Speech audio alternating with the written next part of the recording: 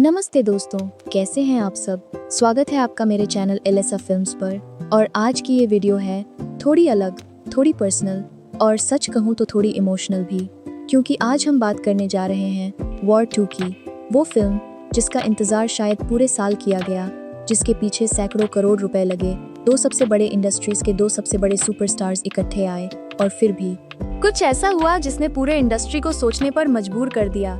अगर आप पहली बार मेरे चैनल पर आए हैं तो पहले सब्सक्राइब कर दीजिए, बेल आइकॉन दबा दीजिए, क्योंकि मैं हर हफ्ते ऐसी ही डीप, ऑनेस्ट, बिना फिल्टर वाली मूवी रिव्यूज़ और एनालिसिस लेकर आती हूँ।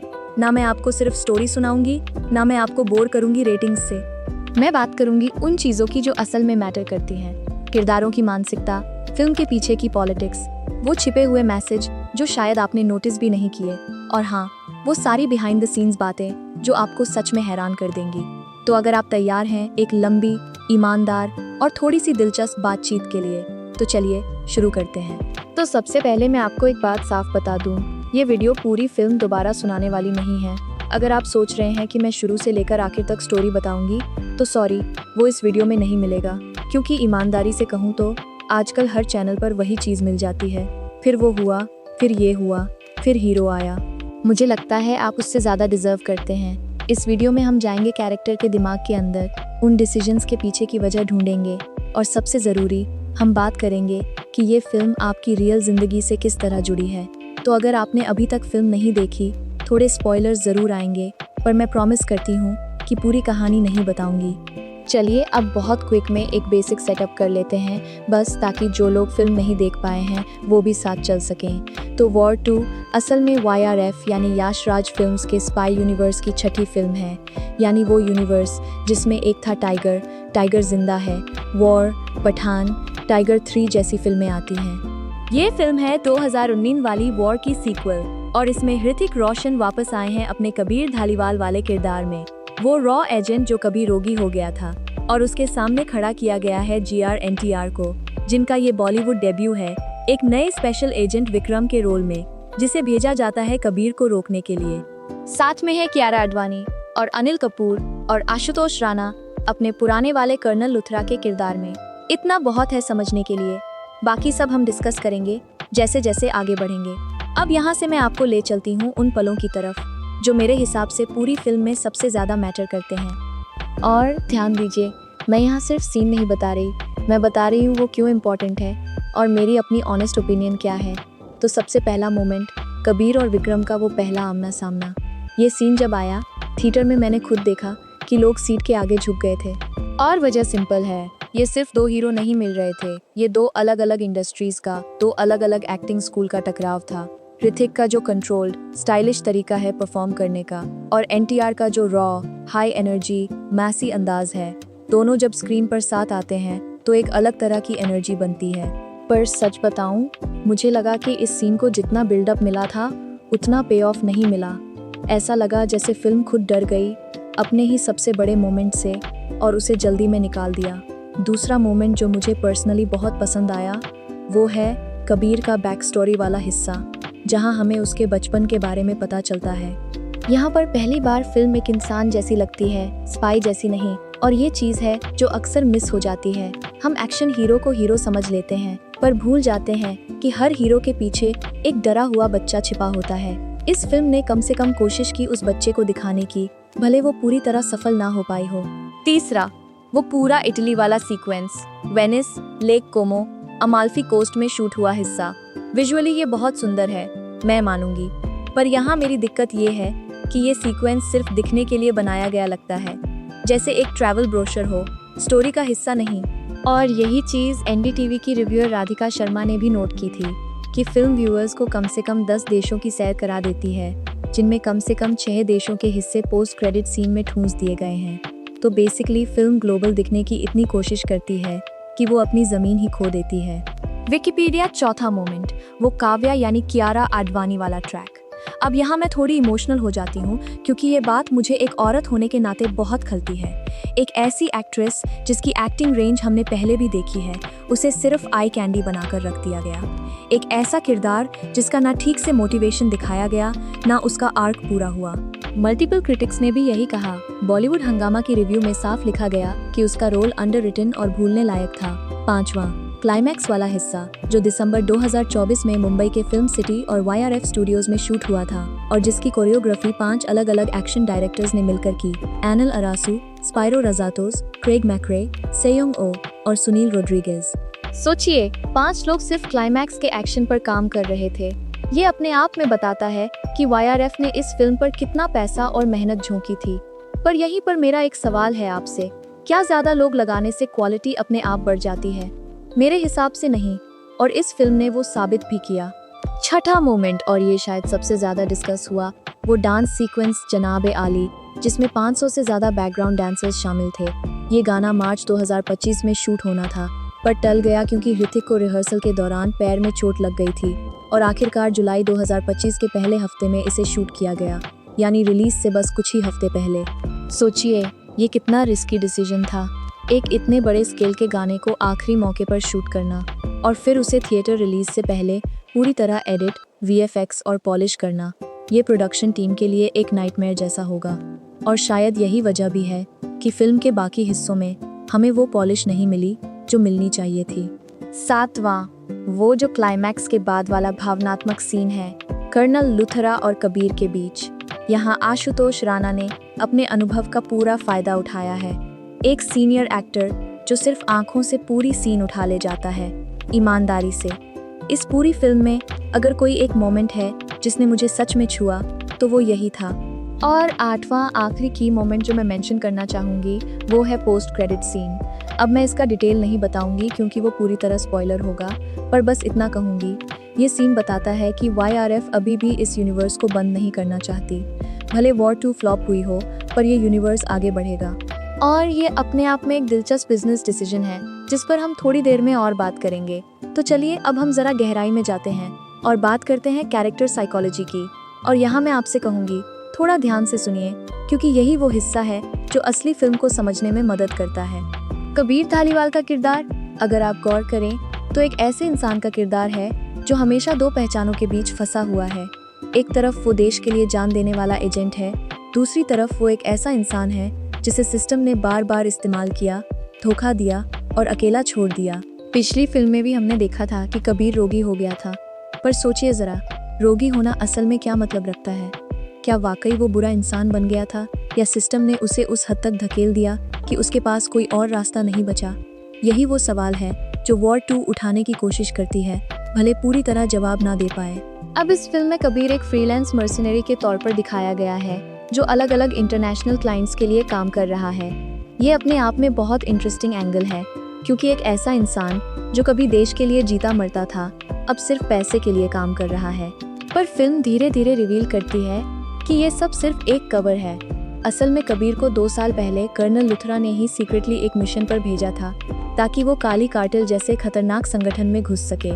यानी वो जो दुनिया को रोगी एजेंट लगता है, असल में अभी भी अपने देश के लिए ही काम कर रहा है।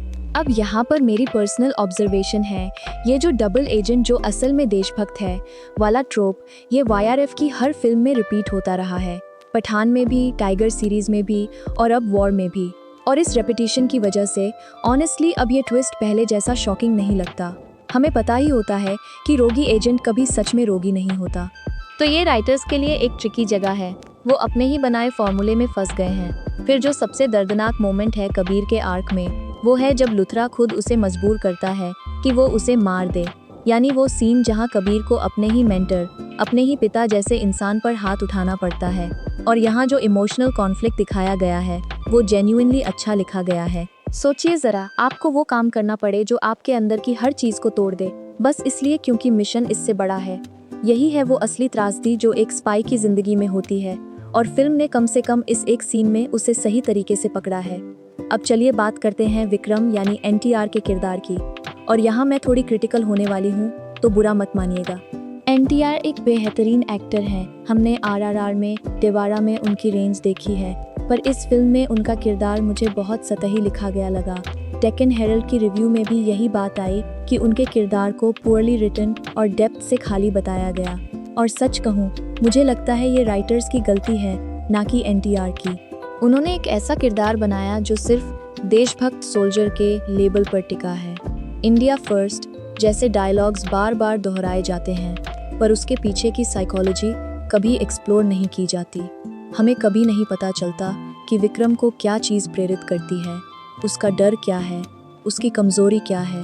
एक विलेन या यहाँ तो एंटी हीरो कहें तभी दिलचस्प बनता है जब हम उसके इंसान होने को समझ पाएं, और यहाँ वो मौका पूरी तरह खो दिया गया। अब यहाँ मुझे एक बात पर जरा रुकना है।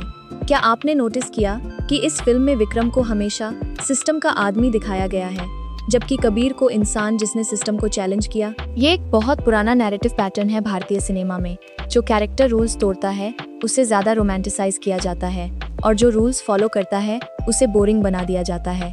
सोचिए इसके बारे में। ये क्या कहता है हमारी कल्चरल साइकोलॉजी के बारे में, कि हम अंदर से रेबल्स को हीरो मानते हैं, भले वो कितना भी गलत काम कर रहे हो। अब बात करते हैं काव्या यानी कियारा आडवाणी के किरदार की। जितनी थोड़ी सी स्क्रीन टाइम उसे मिली है, उसमें एक इंटरेस्टिंग बात जो भारद्वाज रंगन की रिव्यू में सामने आई, उनका किरदार कबीर से बचपन से जुड़ा हुआ है। ये कोई नया मिलन नहीं है। ये एक अच्छा राइटिंग चॉइस हो सकता था अगर उसे ठीक से एक्सप्लोर किया जाता, पर फिल्म ने उसे सिर्फ एक प्रॉप बना दिया। एक ऐसी औरत जो हीरो के इमोशनल मोमेंट्स में आती जाती रहती है, पर जिसकी अपनी कोई एजेंसी नहीं है। और मुझे लगता है ये सिर्फ इस फिल्म की नहीं, बल्कि पूरे स्पाई यूनिवर्स जॉनर की समस्या है। औरतें हमेशा बैकग्राउंड में रहती हैं, चाहे वो कितनी भी टैलेंटेड एक्ट्रेस क्यों ना हो। अब कर्नल लुथरा की बात करें तो यही वो किरदार है जो पूरी फिल्म में सबसे कंसिस्टेंट लगता है, और वजह सिंपल है। आशुतोष राणा इस किरदार को वॉर से लेकर पठान तक निभा रहे हैं, तो उन्हें इस किरदार की हर बारीकी पता है। उनका इंडिया फर्स्ट वाला मोटो भले वो डायलॉग में बार बार दोहराया जाए, पर उनकी आंखों में जो थकान है, जो बोझ है एक ऐसे इंसान का जिसे बार बार अपने ही लोगों को मिशन पर भेजना पड़ता है और खोना पड़ता है, वो जेन्युइन लगता है। तो ओवरऑल कैरेक्टर साइकोलॉजी की बात करें तो मेरी ऑनेस्ट ओपिनियन ये है, इस फिल्म के पास अच्छे आइडियाज़ थे किरदारों के लिए, पर एग्जीक्यूशन में वो डेप्थ नहीं आ पाई। जैसे किसी ने एक बहुत अच्छी रेसिपी लिखी हो, पर कुक करते वक्त जल्दी में मसाले सही मात्रा में ना डाले हों। चलिए अब आगे बढ़ते हैं और बात करते हैं उन हिडन मीनिंग्स और थीम्स की, जो शायद ज़्यादातर लोगों ने नोटिस नहीं की। सबसे पहली बात, ये फिल्म बार बार पहचान यानी आइडेंटिटी के थीम पर लौटती है। कबीर को हमेशा किसी और नाम से, किसी और भेष में दिखाया जाता है, और यही बात असल जिंदगी में भी सच है ना। हम में से कितने लोग हैं जो अलग अलग जगहों पर अलग अलग पहचान पहनते हैं। ऑफिस में एक इंसान, घर में दूसरा, सोशल मीडिया पर तीसरा। कबीर का किरदार अपने एक्सट्रीम तरीके से हमें यही दिखाता है कि पहचान बदलना कितना थकाने वाला हो सकता है, और आखिर में इंसान भूल जाता है कि उसका असली चेहरा क्या था। दूसरा हिडन थीम, देश और व्यक्ति के बीच का टकराव। लगभग हर कैरेक्टर बार बार कहता है कि देश पहले आता है, इंसान बाद में। पर अगर आप ध्यान से देखें तो फिल्म खुद इस आइडिया को थोड़ा चैलेंज भी करती है, क्योंकि जो कैरेक्टर सबसे ज़्यादा सफ़र करते हैं वो वही होते हैं जो इस मोटो को सबसे ज़्यादा मानते हैं। तो क्या फिल्म अनजाने में ही ये कह रही है कि देश पहले वाली सोच असल में इंसान को तोड़ देती है? मुझे नहीं पता कि राइटर्स ने ये जानबूझकर किया या एक्सीडेंट में, पर यह एक दिलचस्प सबटेक्स्ट है। तीसरा, ग्लोबलाइजेशन का सिंबल। फिल्म जितने देशों में शूट हुई है, स्पेन, इटली, अबू धाबी, ये सब सिर्फ विजुअल वैरायटी के लिए नहीं है। ये एक स्टेटमेंट है कि आज के विलन्स, आज के थ्रेट्स अब किसी एक देश तक सीमित नहीं है। काली कार्टेल जो दिखाया गया है वो भारत और उसके पड़ोसी देशों के लोगों को मिलाकर बना एक ट्रांसनेशनल संगठन है। ये आज की दुनिया की सच्चाई को रिफ्लेक्ट करता है कि क्राइम, टेररिज्म, करप्शन अब बॉर्डर्स नहीं मानते। चौथा, और ये थोड़ा सटल है, फिल्म में बार बार बचपन के फ्लैशबैक्स आते हैं, न सिर्फ कबीर के बल्कि दूसरे किरदारों के भी। ये दिखाता है कि राइटर्स शायद यही कहना चाहते थे कि हर इंसान का वर्तमान उसके बचपन के घावों से बना होता है।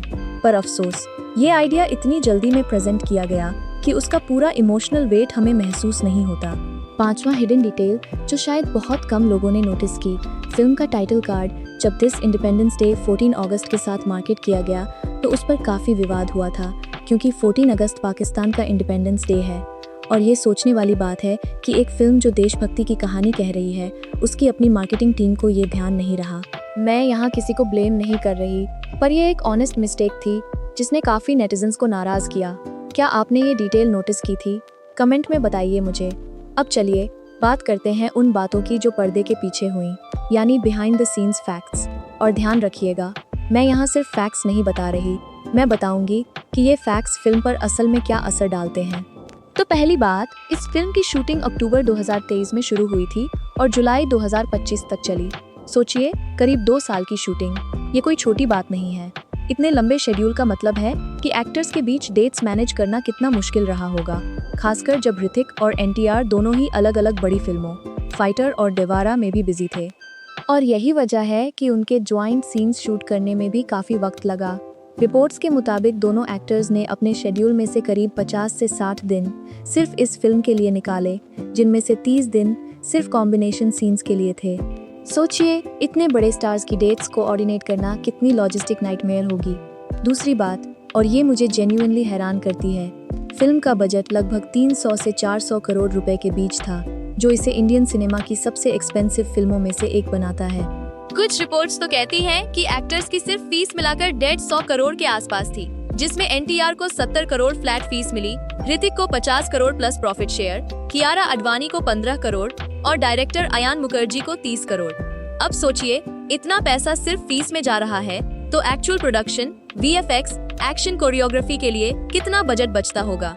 और यही शायद वजह भी है कि फिल्म के वीएफएक्स को इतनी क्रिटिसिज्म मिली। तीसरा इंटरेस्टिंग फैक्ट, मार्च 2025 में शूट होने वाला बड़ा डांस नंबर जनाब ए आली, जिसमें 500 से ज्यादा बैकग्राउंड डांसर्स थे, टल गया क्योंकि ऋतिक को रिहर्सल के दौरान लेग इंजरी हो गई। और ये आखिरकार जुलाई के पहले हफ्ते में शूट हुआ, यानी रिलीज से सिर्फ करीब 5 हफ्ते पहले। इसी दौरान एनटीआर ने अपनी डबिंग शुरू की। मतलब सोचिए, फिल्म की शूटिंग और डबिंग लगभग एक साथ आखिरी वक्त पर हो रही थी।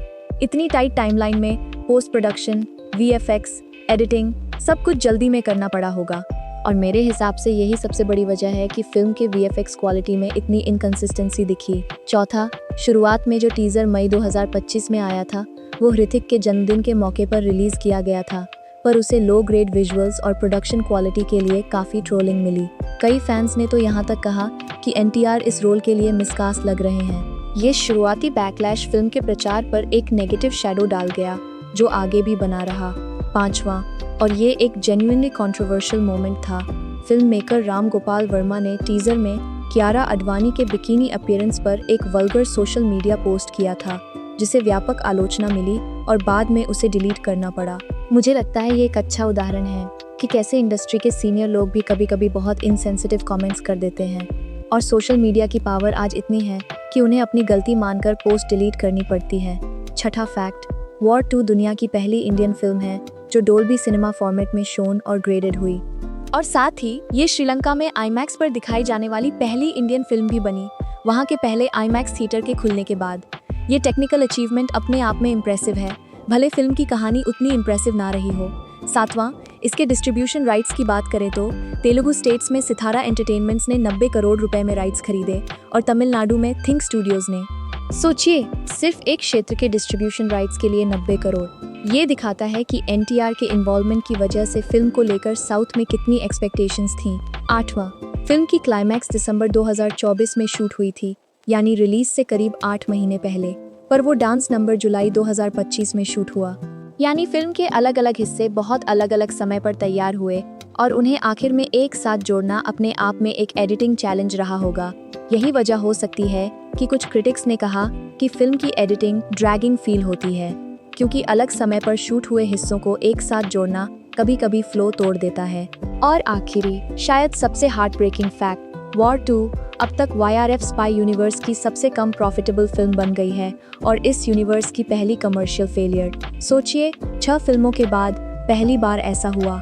ये सिर्फ एक फिल्म का फ्लॉप होना नहीं है, ये एक पूरे एस्टैब्लिश्ड फॉर्मूले का सवालों में आ जाना है। तो देखिए, ये सारे फैक्ट्स अपने आप में अलग अलग छोटी छोटी कहानियाँ हैं, पर जब आप इन्हें साथ में रखते हैं तो एक बड़ी तस्वीर बनती है। एक फिल्म जो हर तरफ से जल्दी में थी, बजट में उलझी थी, इंजरीज से जूझी थी और आखिर में उस प्रेशर के नीचे अपनी क्वालिटी को मेंटेन नहीं रख पाई। चलिए, अब मैं आपको ले चलती हूँ एक थोड़े गहरे टॉपिक की तरफ, यानी रियल वर्ल्ड कनेक्शन। और यहाँ मैं चाहती हूँ कि आप सिर्फ सुने नहीं बल्कि थोड़ा सोचे भी। देखिए, वॉर 2 सिर्फ एक स्पाई एक्शन फिल्म नहीं है। अगर आप ध्यान से देखें तो ये फिल्म हमें एक बहुत ही रियल सवाल की तरफ धकेलती है कि जब कोई इंस्टीट्यूशन, कोई सिस्टम किसी इंसान को इतना इस्तेमाल करता है कि वो इंसान खुद को खो देता है, तो उसकी जिम्मेदारी किसकी है। कबीर का किरदार बार बार अपनी पहचान बदलकर, बार बार अपने प्रियजनों को खोकर एक ऐसी जिंदगी जी रहा है जो शायद बहुत सारे लोगों की कॉर्पोरेट जिंदगी से मिलती जुलती है। सोचिए जरा, कितनी बार हमने खुद को ऐसी सिचुएशन में पाया है जहां हमें अपने पर्सनल इमोशंस को साइड में रखकर सिर्फ मिशन या टारगेट के लिए काम करना पड़ा है। ऑफिस में, रिश्तों में, यहाँ तक कि परिवार में भी। और यही वो जगह है जहाँ मुझे लगता है फिल्म एक अच्छा पॉइंट बनाती है, भले उसे पूरी तरह एक्सप्लोर ना कर पाई हो, कि देश पहले या कंपनी पहले या मिशन पहले जैसी सोच अगर बिना बैलेंस के अपनाई जाए तो इंसान को अंदर से खोखला कर देती है। कबीर एक ऐसा इंसान है जिसने सब कुछ दिया अपने देश के लिए, पर आखिर में उसके पास कोई खुद की जिंदगी नहीं बची। कोई फैमिली नहीं, कोई स्टेबल रिलेशनशिप नहीं, बस मिशन के बाद मिशन। दूसरी रियल वर्ल्ड कनेक्शन जो मुझे बहुत पर्सनल लगती है वो है काव्या का किरदार, और ये बात कि कैसे औरतों को अक्सर मेन स्ट्रीम सिनेमा में साथ चलने वाला किरदार बना दिया जाता है, ना कि अपनी खुद की कहानी वाला हीरो। ये सिर्फ इस फिल्म की बात नहीं, ये हमारी पूरी सिनेमा इंडस्ट्री बल्कि कहीं ना कहीं हमारे समाज की भी सच्चाई है। हम अक्सर औरतों को किसी और की कहानी में सपोर्ट करने वाला किरदार मान लेते हैं, और जब मैं ये फिल्म देखती हूँ तो मुझे बहुत अफसोस होता है कि कियारा जैसी टैलेंटेड एक्ट्रेस के पास इतना कम स्कोप था। तीसरी बात, फिल्म बार बार दिखाती है कि कैसे क्राइम और करप्शन अब इंटरनेशनल हो गए हैं, कैसे कोई भी थ्रेट अब सिर्फ एक देश तक सीमित नहीं रहता। और ये चीज़ आज की दुनिया की सच्चाई भी है। Cyber crime, financial fraud, drug cartels, ये सब बॉर्डर्स नहीं मानते। तो भले फिल्म का एग्जीक्यूशन कमजोर हो, पर उसका ये ऑब्जर्वेशन सही है। और चौथी, शायद सबसे डार्क ट्रूथ जो मैं आपसे शेयर करना चाहती हूँ, ये फिल्म खुद एक मेटाफोर बन गई है इंडस्ट्री की एक बड़ी समस्या के लिए। बड़े स्टार्स, बड़ा बजट, बड़ी मार्केटिंग, पर अगर कहानी और राइटिंग में दम नहीं है तो सब कुछ बेकार हो जाता है। यही सबक हमें अपनी जिंदगी में भी मिलता है ना। सिर्फ रिसोर्सेज होना काफ़ी नहीं है अगर आपके पास एक साफ विजन, एक साफ पर्पस ना हो। बड़े बजट वाली शादी हो, बड़ी डिग्री वाला करियर हो, बड़े नाम वाली कंपनी हो, अगर अंदर से सही फाउंडेशन ना हो तो चमक दमक कुछ देर के लिए ही टिकती है। तो असल में वॉर 2 हमें, चाहे अनजाने में ही, एक बहुत बड़ा लेसन सिखाती है कि सिर्फ बड़ा होना काफ़ी नहीं, सही होना ज़रूरी है। अब चलिए बात करते हैं कंपैरिजन की। पिछली फिल्म वॉर 2019 में आई थी और उसका कंपैरिजन करना बहुत ज़रूरी है, क्योंकि यही असली टेस्ट है कि सीक्वल ने कुछ इम्प्रूव किया या नहीं। तो सबसे पहली बात, ओरिजिनल वॉर में जो raw, intense hand to hand combat था, जो ऋतिक और टाइगर श्रॉफ के बीच वो दमदार एक्शन सीक्वेंसेस थे, वो एक अलग लेवल का था। यहाँ तक कि भारद्वाज रंगन जैसे सीनियर क्रिटिक ने भी कहा कि वॉर 2 अपने प्लॉट और hand to hand combat action में पहली फिल्म जितना अच्छा नहीं है, भले वो एक्सिलरेशन के मामले में शायद बेहतर हो। यानी सीधे शब्दों में, पहली फिल्म ज़्यादा टाइट थी, ज़्यादा फोकस थी। दूसरी फिल्म बड़ी है, ज़्यादा लोकेशंस, ज़्यादा कैरेक्टर्स, पर उतनी टाइट नहीं। दूसरी बात, पहली फिल्म में सिर्फ 2 मैन लीड्स थे, ऋतिक और टाइगर, और उनके बीच का केमिस्ट्री, उनकी राइवलरी बहुत क्लीन तरीके से लिखी गई थी। इस बार 3 बड़े नाम, ऋतिक, NTR, कियारा साथ में हैं, पर इतनी सारी स्टोरी लाइंस को बैलेंस करने में राइटर्स कहीं ना कहीं स्ट्रगल करते दिखे। ज़्यादा एक्टर्स का मतलब हमेशा ज़्यादा अच्छी फिल्म नहीं होता। तीसरी बात जो मुझे जेन्युइनली सोचने पर मजबूर करती है, पहली फिल्म में वानी कपूर का किरदार था, और इंटरेस्टिंग बात यह है कि वॉर 2 में उनकी किरदार की बेटी को भी दिखाया गया है, जो अपने पिता के जेम्स बॉन्ड जैसे ट्रेट्स इनहेरिट करती दिखती है। ये एक अच्छा राइटिंग चॉइस है, क्योंकि ये फिल्म की दुनिया को कंटिन्यूटी देता है, दिखाता है कि YRF अपने कैरेक्टर्स को सिर्फ एक फिल्म तक सीमित नहीं रख रहा, बल्कि जनरेशंस आगे तक सोच रहा है। अब बात करें बड़े YRF स्पाई यूनिवर्स की, तो जानने वाली बात यह है कि इस यूनिवर्स की सबसे सफल फिल्में टाइगर जिंदा है जैसी फिल्में रही हैं, और कई क्रिटिक्स का यही कहना है कि उसके बाद से ये यूनिवर्स धीरे धीरे गिरता जा रहा है। पठान ने अच्छा किया, टाइगर 3 उतना अच्छा नहीं कर पाई, और अब वॉर 2 सबसे कमज़ोर कड़ी बन गई है। तो सवाल ये है, क्या ये यूनिवर्स अपनी एक्सपायरी डेट के करीब पहुंच रहा है, या सिर्फ इस एक फिल्म की राइटिंग कमज़ोर थी? मेरी पर्सनल ओपिनियन, मुझे लगता है ये यूनिवर्स अब एक ऐसे मोड़ पर है जहां उसे कहानी को नया करने की ज़रूरत है, ना कि सिर्फ नए एक्टर्स लाकर पुराने फॉर्मूले को दोहराने की। चलिए अब बढ़ते हैं बॉक्स ऑफिस और रिसेप्शन की तरफ, और यहाँ मैं आपके सामने असली नंबर्स रखूंगी। तो फिल्म का बजट, जैसा मैंने पहले बताया, 300 से 400 करोड़ के बीच था। ज्यादातर एस्टिमेट्स 325 करोड़ के आसपास बताते हैं। फिल्म रिलीज हुई 14 अगस्त 2025 को इंडिपेंडेंस डे वीकेंड पर, और उसका पहला दिन ही 2025 का दूसरा सबसे बड़ा ओपनिंग डे रहा, छावा के बाद। पहले दिन ही फिल्म ने वर्ल्ड वाइड करीब 82 करोड़ रुपए कमाए, और 2 दिनों में 150 करोड़ के पार चली गई। यानी शुरुआत तो धमाकेदार थी। फिल्म का ओपनिंग वीकेंड भी बहुत मजबूत था, करीब 185 करोड़ रुपए वीकेंड में, और एक्सटेंडेड वीकेंड में करीब 270 करोड़। ये 2025 का तीसरा सबसे बड़ा ओपनिंग वीकेंड रहा, कांतारा चैप्टर 1 और कूली के बाद। पर यहीं से कहानी बदलती है। दूसरे हफ्ते से कलेक्शंस में भारी गिरावट आनी शुरू हुई। सिनेमाघरों में कूली जैसी बड़ी फिल्म से भी सीधा टक्कर मिली, और साथ ही और भी नई फिल्में रिलीज हो रही थी, जिससे स्क्रीन्स कम मिलने लगे। 16वें दिन तक फिल्म ने सिर्फ 74% बजट रिकवर किया था। 23वें दिन तक ये 75% तक पहुंची, और उसके बाद कलेक्शंस इतने गिर गए कि रोजाना कमाई 5 लाख रुपए से भी नीचे चली गई। आखिरकार फिल्म ने अपना डोमेस्टिक रन करीब 244 करोड़ रुपए पर खत्म किया, सारी भाषाओं को मिलाकर, जिसमें से हिंदी बेल्ट से करीब 185 crore. World wide total collection लगभग 351 से 371 करोड़ के बीच रहा। सोचिए, 400 करोड़ के बजट के सामने 350 के आसपास की कमाई, यानी करीब 80 करोड़ रुपए का घाटा YRF के लिए।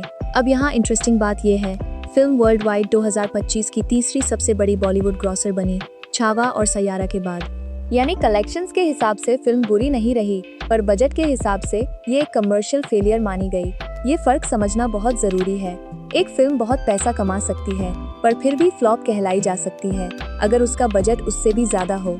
यही वॉर 2 के साथ हुआ। ये ऋतिक रोशन की तीसरी सबसे बड़ी वर्ल्ड वाइड ग्रॉसर बनी, वॉर और क्रिश 3 के बाद। तो पर्सनली उनके करियर के लिए ये कोई बड़ा नुकसान नहीं है, पर YRF के लिए, और खासकर इस स्पाई यूनिवर्स के लिए, ये एक झटका जरूर है। क्रिटिक्स की बात करें तो overall response mix to negative रहा। टाइम्स नाउ ने 3 स्टार दिए, फर्स्ट पोस्ट ने 2.5, हिंदुस्तान टाइम्स ने 2, NDTV ने 2, रेडिफ ने 3.5 और डेक्कन हेरल्ड ने भी 2 स्टार दिए। यानी ज्यादातर क्रिटिक्स ने फिल्म को एवरेज या उससे नीचे रेट किया, भले कुछ ने एक्शन सीक्वेंसेस और परफॉर्मेंसेस की तारीफ की हो।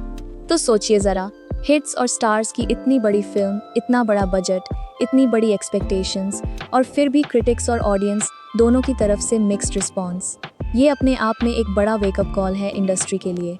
अब चलिए बात करते हैं सबसे ऑनेस्ट हिस्से की, क्या काम किया और क्या नहीं किया इस फिल्म में।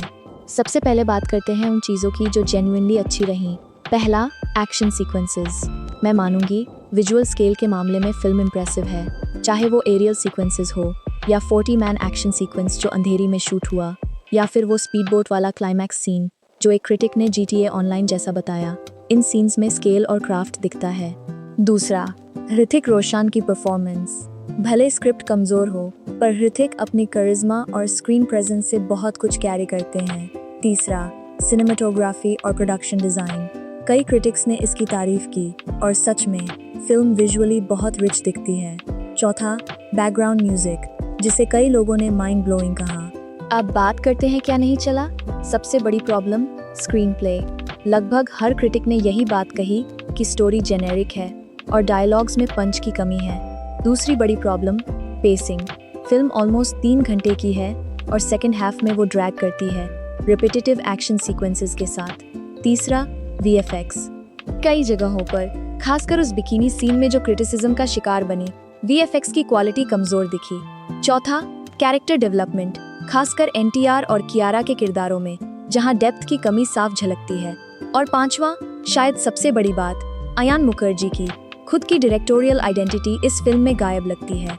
एक क्रिटिक ने साफ लिखा कि पूरी फिल्म में उन्हें डायरेक्टर की प्रेजेंस कहीं महसूस नहीं हुई, जो ब्रह्मास्त्र जैसी फिल्म में साफ दिखती थी। तो मेरी ऑनेस्ट ओपिनियन, ये फिल्म एक ऐसी थाली जैसी है जहां हर डिश अलग अलग अच्छी बनी है, पर पूरी थाली मिलाकर खाने में वो सेटिस्फैक्शन नहीं मिलती जो मिलनी चाहिए थी। क्या आपने ये देखा कि किस तरह हर बड़े बजट वाली फिल्म में स्पेक्टिकल को सब्सटेंस से ऊपर रख दिया जाता है आजकल? ये सिर्फ वॉर 2 की बात नहीं, ये एक बड़ा ट्रेंड है, और अगर हम व्यूअर्स इसे एक्सेप्ट करते रहेंगे तो स्टूडियोज भी यही करते रहेंगे। सोचिए इसके बारे में। तो दोस्तों, अब हम पहुंच गए हैं इस लंबी बातचीत के आखिरी हिस्से में, और मैं यहाँ आपसे बहुत ईमानदारी से अपनी बात कहना चाहती हूँ। वॉर 2 मेरे हिसाब से एक ऐसी फिल्म है जो अपनी एम्बिशन में इतना बड़ा सोच गई कि वो अपनी ही नींव भूल गई। 2 बड़े स्टार्स, 2 बड़ी इंडस्ट्रीज, इतना बजट, इतनी मेहनत, पर एक कमज़ोर कहानी सब कुछ नीचे खींच लेती है।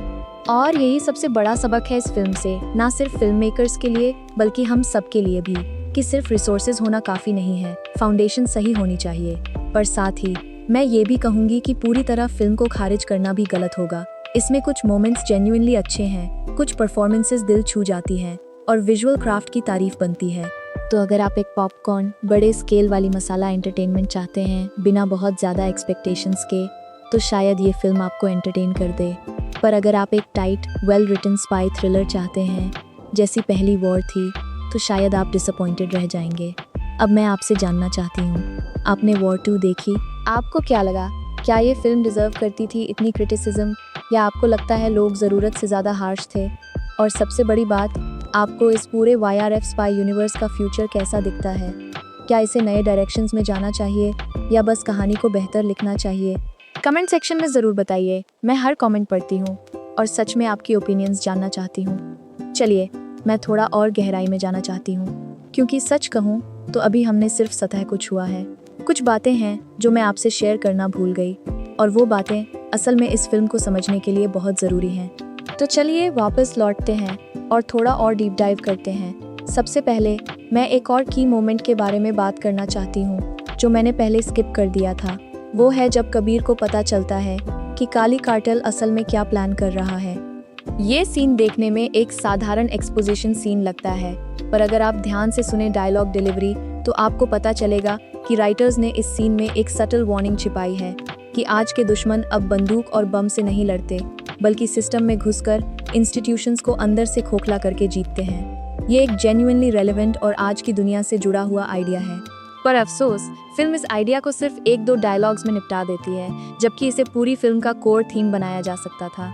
एक और बात जो मुझे बताना है आपको, वो है वो सीन जहां विक्रम पहली बार कबीर की फाइल पढ़ता है। ये सीन बहुत छोटा है, शायद 20-25 सेकंड का, पर इसमें एक बहुत बारीक डिटेल है। जब विक्रम कबीर की फोटो देखता है तो उसके चेहरे पर एक पल के लिए रिस्पेक्ट जैसा भाव आता है, ना कि सिर्फ हेट्रेड। और मुझे लगता है ये एक बहुत स्मार्ट डायरेक्टोरियल चॉइस थी, क्योंकि ये हमें बताती है कि विक्रम कबीर को विलन नहीं मानता, वो उसे एक फॉलन हीरो की तरह देखता है, जिसे वो रिस्पेक्ट भी करता है और स्टॉप भी करना चाहता है। ये इमोशनल कॉम्प्लेक्सिटी अगर पूरी फिल्म में मेंटेन होती तो शायद फिल्म बहुत बेहतर बन जाती।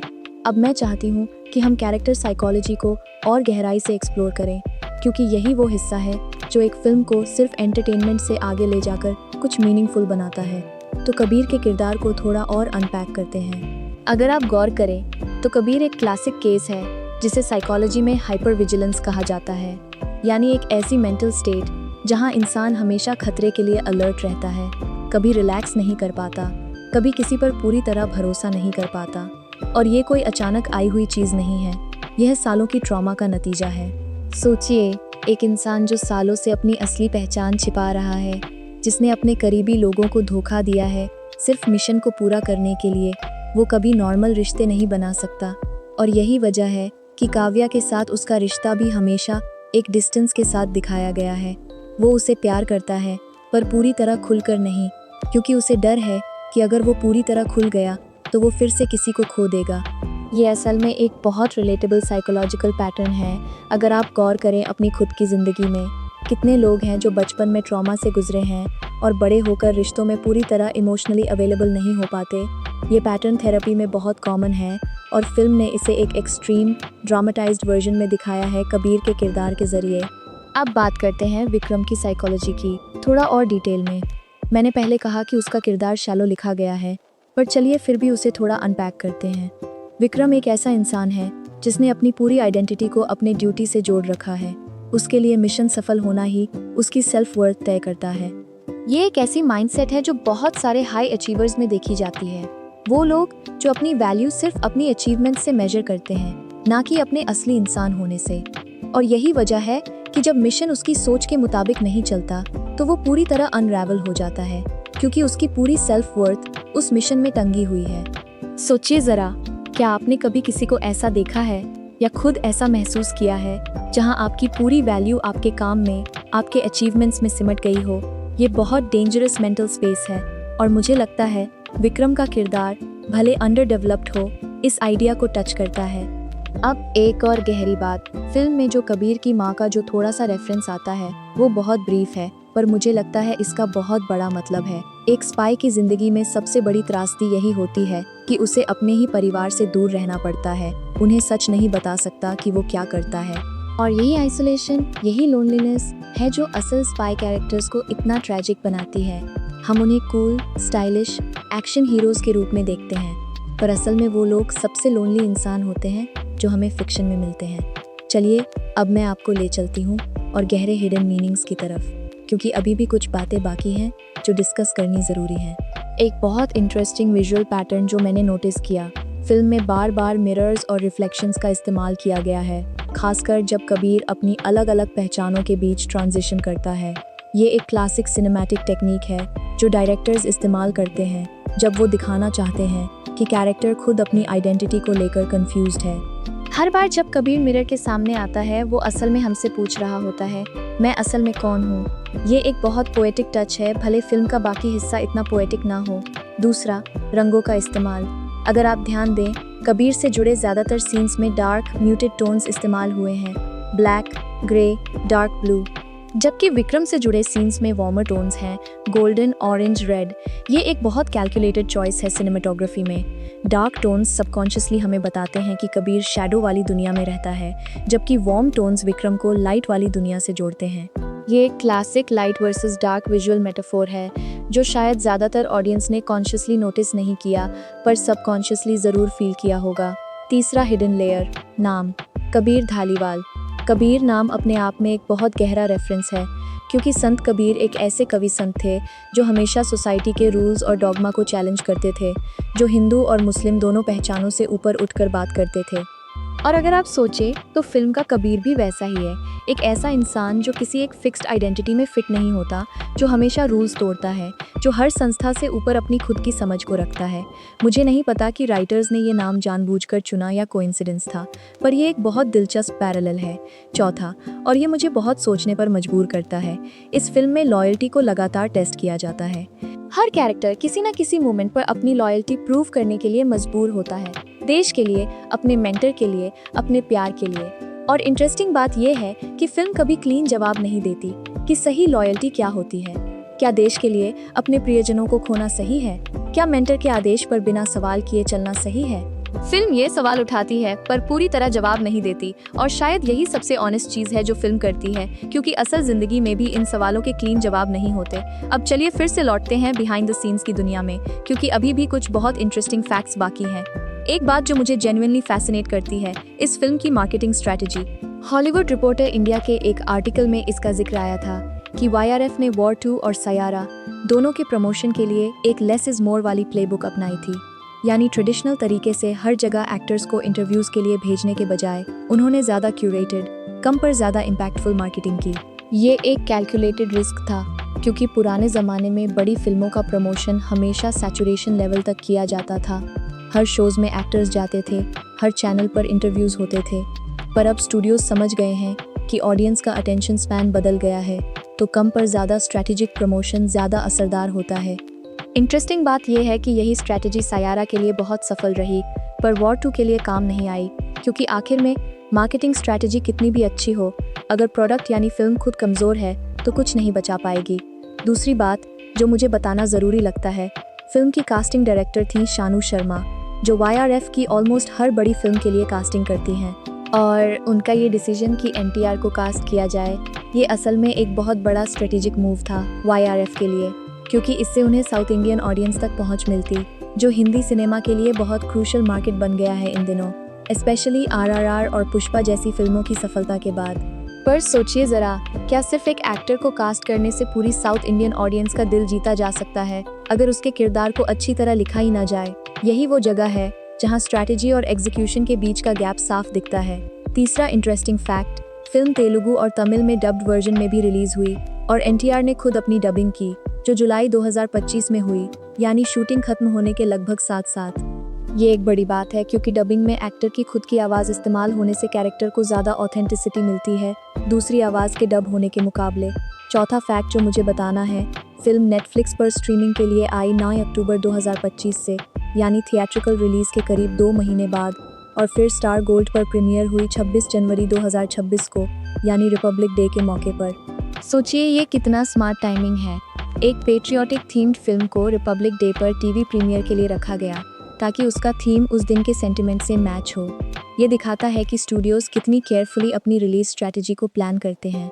हर एक डेट, हर एक प्लेटफॉर्म चॉइस के पीछे एक सोच होती है। 5वां, और मुझे लगता है ये एक जेन्युइनली अंडररेटेड फैक्ट है, फिल्म की क्लाइमैक्स कोरियोग्राफी में 5 अलग-अलग एक्शन डायरेक्टर्स शामिल थे और उनमें से सेयोंग ओ साउथ कोरियन एक्शन डायरेक्टर हैं, जिन्होंने पहले भी कई इंटरनेशनल प्रोजेक्ट्स पर काम किया है। इसका मतलब है कि YRF सिर्फ भारतीय टैलेंट पर निर्भर नहीं रहा, बल्कि दुनिया भर से बेस्ट टैलेंट इकट्ठा करने की कोशिश की।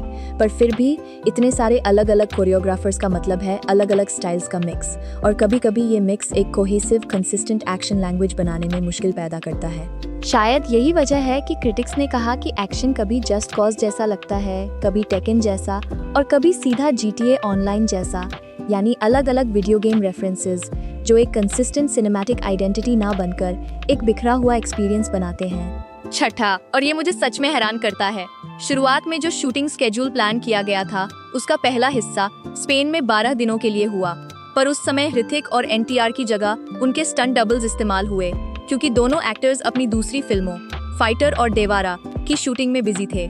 सोचिए कितना बड़ा कोऑर्डिनेशन एफर्ट लगा होगा इस पूरे प्रोजेक्ट को साथ में रखने के लिए, जब आपके 2 लीड एक्टर्स अलग अलग समय पर अलग अलग जगहों पर बिजी हों। अब चलिए मैं रियल वर्ल्ड कनेक्शन वाले हिस्से को थोड़ा और एक्सपैंड करती हूँ, क्योंकि मुझे लगता है यहाँ अभी भी बहुत कुछ कहना बाकी है। देखिए, अगर आप ध्यान से सोचें तो वॉर 2 असल में हमें एक बहुत बड़े मॉडर्न डे डायलेमा के बारे में बताती है कि जब इंस्टीट्यूशंस इतने बड़े और कॉम्प्लेक्स हो जाते हैं तो व्यक्ति की वैल्यू क्या रह जाती है।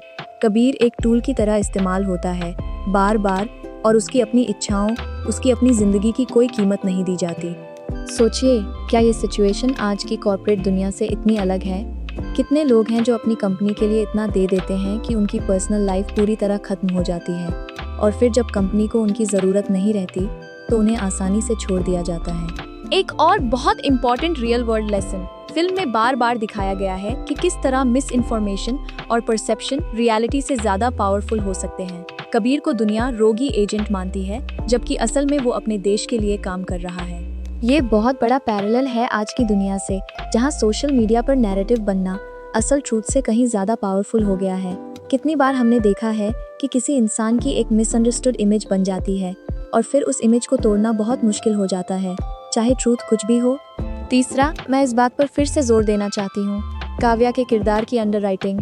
ये सिर्फ एक फिल्म की गलती नहीं है, ये एक सिस्टेमिक इशू है इंडस्ट्री में, और इस बारे में बात करना ज़रूरी है, क्योंकि जब तक हम व्यूअर्स इस पैटर्न को नोटिस करते रहेंगे और उसकी बात करते रहेंगे, तभी धीरे धीरे बदलाव आएगा। मुझे उम्मीद है कि आने वाले सालों में हम ऐसी स्पाई फिल्में देखेंगे जहां फीमेल कैरेक्टर्स को भी उतनी ही डेप्थ और एजेंसी मिलेगी जितनी मेल लीड्स को मिलती है। चौथा, रियल वर्ल्ड सबक, परफेक्शनिज्म और प्रेशर का असली कॉस्ट। सोचिए, इतने बड़े बजट, इतनी बड़ी एक्सपेक्टेशंस के नीचे काम करना, एक्टर्स के लिए, डायरेक्टर के लिए, पूरी क्रू के लिए, ये कितना मुश्किल रहा होगा। और जब आखिर में फिल्म बॉक्स ऑफिस पर अंडर परफॉर्म करती है तो उस प्रेशर का असर सिर्फ स्टूडियो के प्रॉफिट्स पर नहीं पड़ता, बल्कि उन सैकड़ों लोगों की मेहनत पर भी सवाल उठता है जिन्होंने दिन रात काम किया इस फिल्म पर। ये एक इम्पॉर्टेंट रिमाइंडर है कि हर बड़ी फिल्म के पीछे, सक्सेस हो या फेलियर, हज़ारों लोगों की मेहनत और उम्मीदें जुड़ी होती हैं। चलिए अब मैं कंपैरिजन वाले हिस्से को भी थोड़ा और डिटेल में ले जाती हूँ, क्योंकि मुझे लगता है अभी भी कुछ महत्वपूर्ण पॉइंट्स बाकी हैं। अगर आप वॉर 2 को पठान से कंपेयर करें तो एक बड़ा फर्क यह है कि पठान में सिद्धार्थ आनंद की डायरेक्शन में एक बहुत क्लियर फोकस्ड विजन थी। हर एक्शन सीक्वेंस का एक साफ पर्पस था स्टोरी में, जबकि वॉर 2 में कई एक्शन सीक्वेंसेस सिर्फ स्पेक्टिकल के लिए स्पेक्टिकल लगते हैं, बिना किसी नैरेटिव पर्पस के। और यही फर्क होता है एक अच्छे एक्शन डायरेक्टर और एक अच्छे स्टोरी टेलर के बीच। अच्छा स्टोरी टेलर एक्शन को कहानी की सेवा के लिए इस्तेमाल करता है, ना कि सिर्फ विजुअल थ्रिल के लिए। अगर हम टाइगर 3 से कंपेयर करें तो वहाँ भी सिमिलर प्रॉब्लम्स थीं, क्लीशेड राइटिंग, प्रिडिक्टेबल ट्विस्ट्स। तो शायद ये कहना गलत नहीं होगा कि YRF स्पाई यूनिवर्स धीरे धीरे एक क्रिएटिव रट में फंस गया है, जहाँ हर नई फिल्म पुराने फॉर्मूले को बस बड़े स्केल पर रिपीट कर रही है, बिना कुछ जेन्युइनली नया लाए। और अगर हम NTR की अपनी फिल्मोग्राफी से कंपेयर करें RRR या देवारा जैसी फिल्मों से, तो साफ दिखता है कि उन फिल्मों में उनके किरदारों को कितनी रिचनेस और मिथोलॉजिकल डेप्थ दी गई थी, जबकि वॉर 2 में उनका किरदार सिर्फ एक government agent with a catch phrase बनकर रह गया। ये शायद सबसे बड़ा मिस्ड अपॉर्चुनिटी है इस फिल्म का, एक इतने टैलेंटेड एक्टर को इतना फ्लैट किरदार देना। अब चलिए मैं बॉक्स ऑफिस वाले सेक्शन को भी थोड़ा और डिटेल देती हूँ, क्योंकि कुछ आंकड़े ऐसे हैं जो जेन्युइनली दिलचस्प हैं। अगर आप वीक बाय वीक ब्रेकडाउन देखें तो फिल्म का पहला हफ्ता बहुत मजबूत रहा, करीब 180 करोड़ से ज़्यादा सिर्फ हिंदी बेल्ट से। पर दूसरे हफ्ते में कलेक्शंस में लगभग 90% की गिरावट आई, जो जेन्युइनली एक्सट्रीम है। यानी फिल्म का वर्ड ऑफ माउथ बहुत कमज़ोर रहा। पहले हफ्ते के बाद जिन लोगों ने फिल्म देखी उन्होंने अपने दोस्तों परिवार को उतना स्ट्रांगली रेकमेंड नहीं किया जितना ज़रूरी होता एक फिल्म को सस्टेन करने के लिए। और यही सबसे बड़ा लेसन है मॉडर्न बॉक्स ऑफिस डायनामिक्स का। पहले दिन की ओपनिंग सिर्फ स्टार पावर और मार्केटिंग से आती है, पर दूसरे तीसरे हफ्ते का सस्टेन सिर्फ फिल्म की क्वालिटी और वर्ड ऑफ माउथ से आता है। और वॉर 2 इसी दूसरे टेस्ट में फेल हुई। एक और इंटरेस्टिंग कंपैरिजन, फिल्म को उसी वीकेंड पर रजनीकांत की कूली से सीधी टक्कर मिली, जो अपने आप में एक बहुत बड़ा क्लैश था।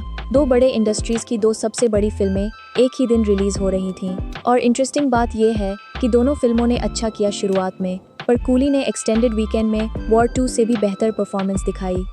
ये शायद इस बात का संकेत है कि ऑडियंस तब भी एक सैचुरेटेड जॉनर में भी फ्रेश राइटिंग और जेन्युइन मास अपील को चुनते हैं, सिर्फ स्केल को नहीं।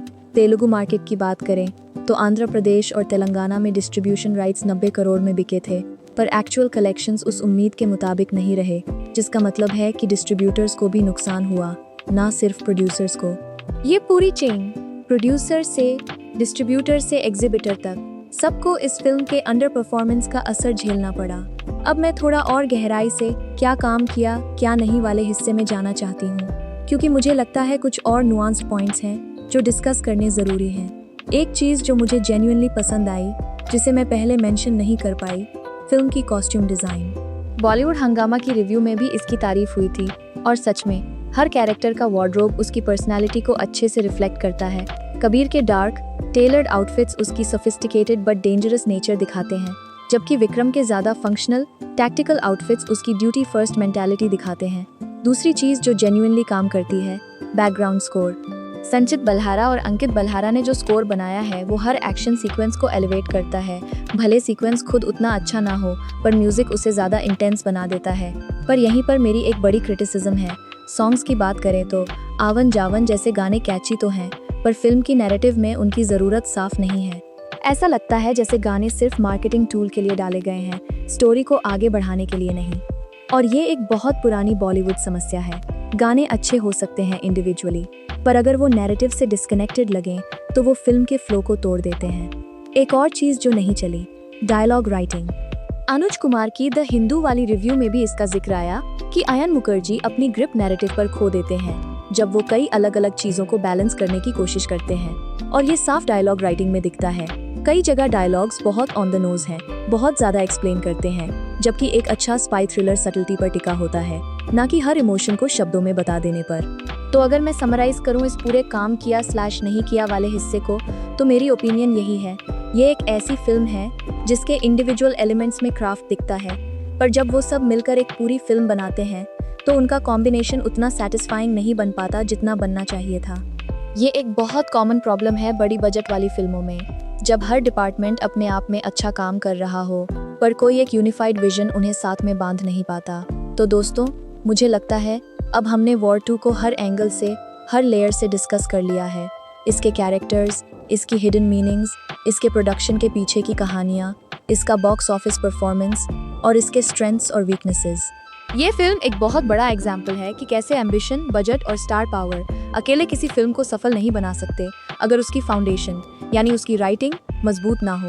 मुझे जेन्युइनली उम्मीद है कि YRF इस एक्सपीरियंस से सीखेगा और आगे आने वाली स्पाई यूनिवर्स फिल्मों में बेहतर राइटिंग, बेहतर कैरेक्टर डेवलपमेंट और खासकर बेहतर फीमेल रिप्रेजेंटेशन लाएगा। ठीक है, तो चलिए मैं और गहराई में जाती हूँ, क्योंकि सच कहूँ तो अभी भी बहुत कुछ बचा है डिस्कस करने के लिए। कुछ ऐसी बातें हैं जो मैं अभी तक कवर नहीं कर पाई, और मुझे लगता है वो बातें आपको सच में सोचने पर मजबूर कर देंगी। तो चलिए पहले बात करते हैं डायलॉग राइटिंग की, थोड़ा और गहराई से, क्योंकि पिछली बार मैंने सिर्फ सतही तौर पर टच किया था। अगर आप ध्यान से सुने कबीर के डायलॉग्स तो एक पैटर्न नोटिस होता है। वो कभी सीधे इमोशन एक्सप्रेस नहीं करता, हमेशा एक डिस्टेंस रखता है, एक सार्कैज़म रखता है। ये एक बहुत स्मार्ट कैरेक्टर चॉइस है, क्योंकि रियल लाइफ में भी वो लोग जो बहुत ट्रॉमा से गुजरे होते हैं वो अक्सर ह्यूमर और सार्कैज़म को डिफेंस मैकेनिज्म की तरह इस्तेमाल करते हैं। तो जब कबीर कोई हल्की फुल्की बात कहता है किसी बहुत टेंस सिचुएशन में, वो असल में अपने अंदर की टेंशन को छिपाने की कोशिश कर रहा होता है। ये एक genuinely well observed psychological detail है, भले ओवरऑल स्क्रिप्ट उतनी कंसिस्टेंट ना रही हो। पर दूसरी तरफ विक्रम के डायलॉग्स में वो लेयर गायब है। उसके डायलॉग्स बहुत डायरेक्ट हैं, बहुत ऑन द नोज हैं। इंडिया फर्स्ट, मिशन सबसे ऊपर जैसी लाइंस बार बार आती हैं बिना किसी सब टेक्स्ट के। और यही फ़र्क है एक वेल रिटन कैरेक्टर और एक फ्लैट कैरेक्टर के बीच। एक कैरेक्टर के पास सब टेक्स्ट होता है, दूसरे के पास सिर्फ टेक्स्ट होता है।